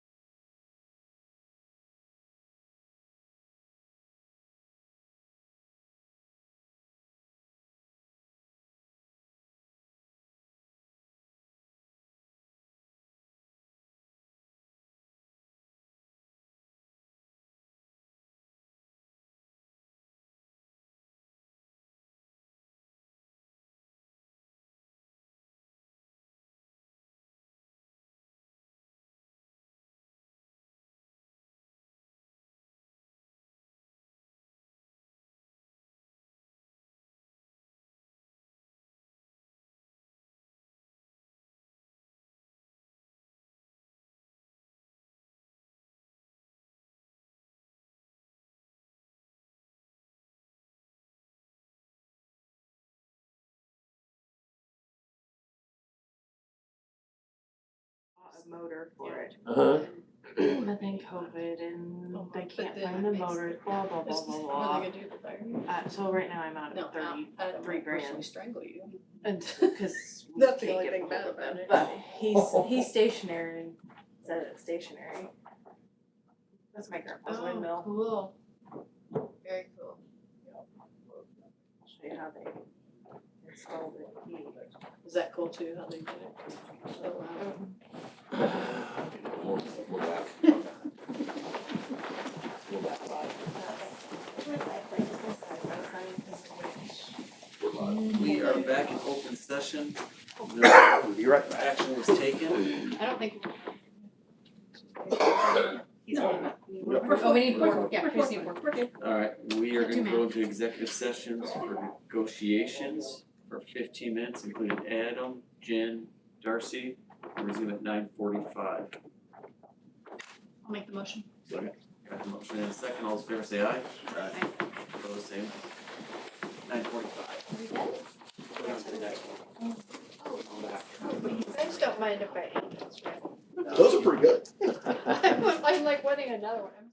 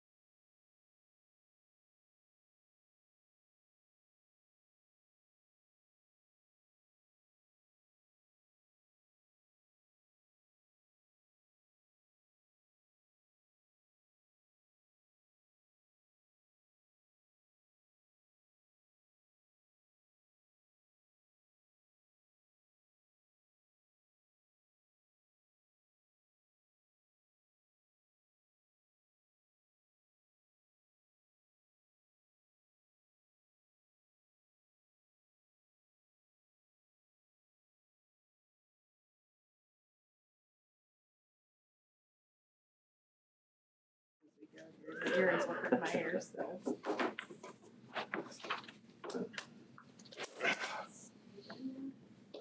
Just a rusty star moment.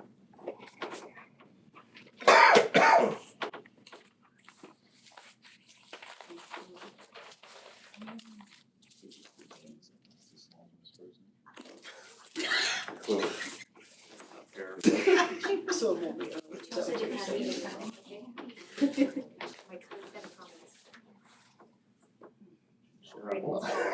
Chris, how many mistakes have been made? Huh? How many mistakes have been? Alright, back in open session, no action was taken. On to the next, the consent agenda. Okay, consent agenda. Approve the minutes of the April 8th meeting. Approve payroll and bills. Payroll, $1,119,547.30. Bills, $877,207.78. Transfers, at risk, $100,000, and vocation, $75,000. Personnel, approved new hires. Ashley Shuck, 5th grade teacher at Lincoln. Mariah Langford, 4th grade teacher at Lincoln. Alyssa Wilson, 5th grade teacher at Eisenhower. Ebony DeShane, music teacher at Kennedy and Lincoln. Lacey Hibbs, 6th grade sped at the middle school. Kevin Williams, night custodian at the high school.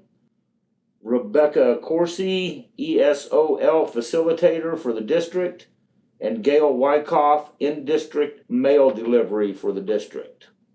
Approved resignations. Zach Reed, science teacher at the high school. Kerrigan Beard, para at the high school. Jennifer Russell, assistant cheer coach, high school. Keely Roop, art teacher at the middle school. Chanel Angel, 8th grade volleyball coach, middle school. Jamie Lowe, kindergarten teacher at Washington. Galdino Ybarra, also known as Sacco, in-district mail delivery for the district. And Kylie Bonnell, social worker at Kennedy. Approved transfers and position changes. Katie Ford, English teacher to social studies teacher at the high school. And approved the registered apprenticeship program participants. Any questions? Looking for a motion? Move. Our motion, I got a second? Second. Got a second, all those in favor say aye. Aye. Opposed, same sign. Okay, meeting's adjourned. Thank you, everybody. Don't forget the cheese. Oh, yeah. Thank you. You already got yours. Yeah. Adam, cheese for kids. Yep, absolutely. Just don't let me forget my cheese. Sorry, you can so late. So No, there you're are good. 3 different kinds, pepper jack, cheddar. Why didn't you know there was and cheese in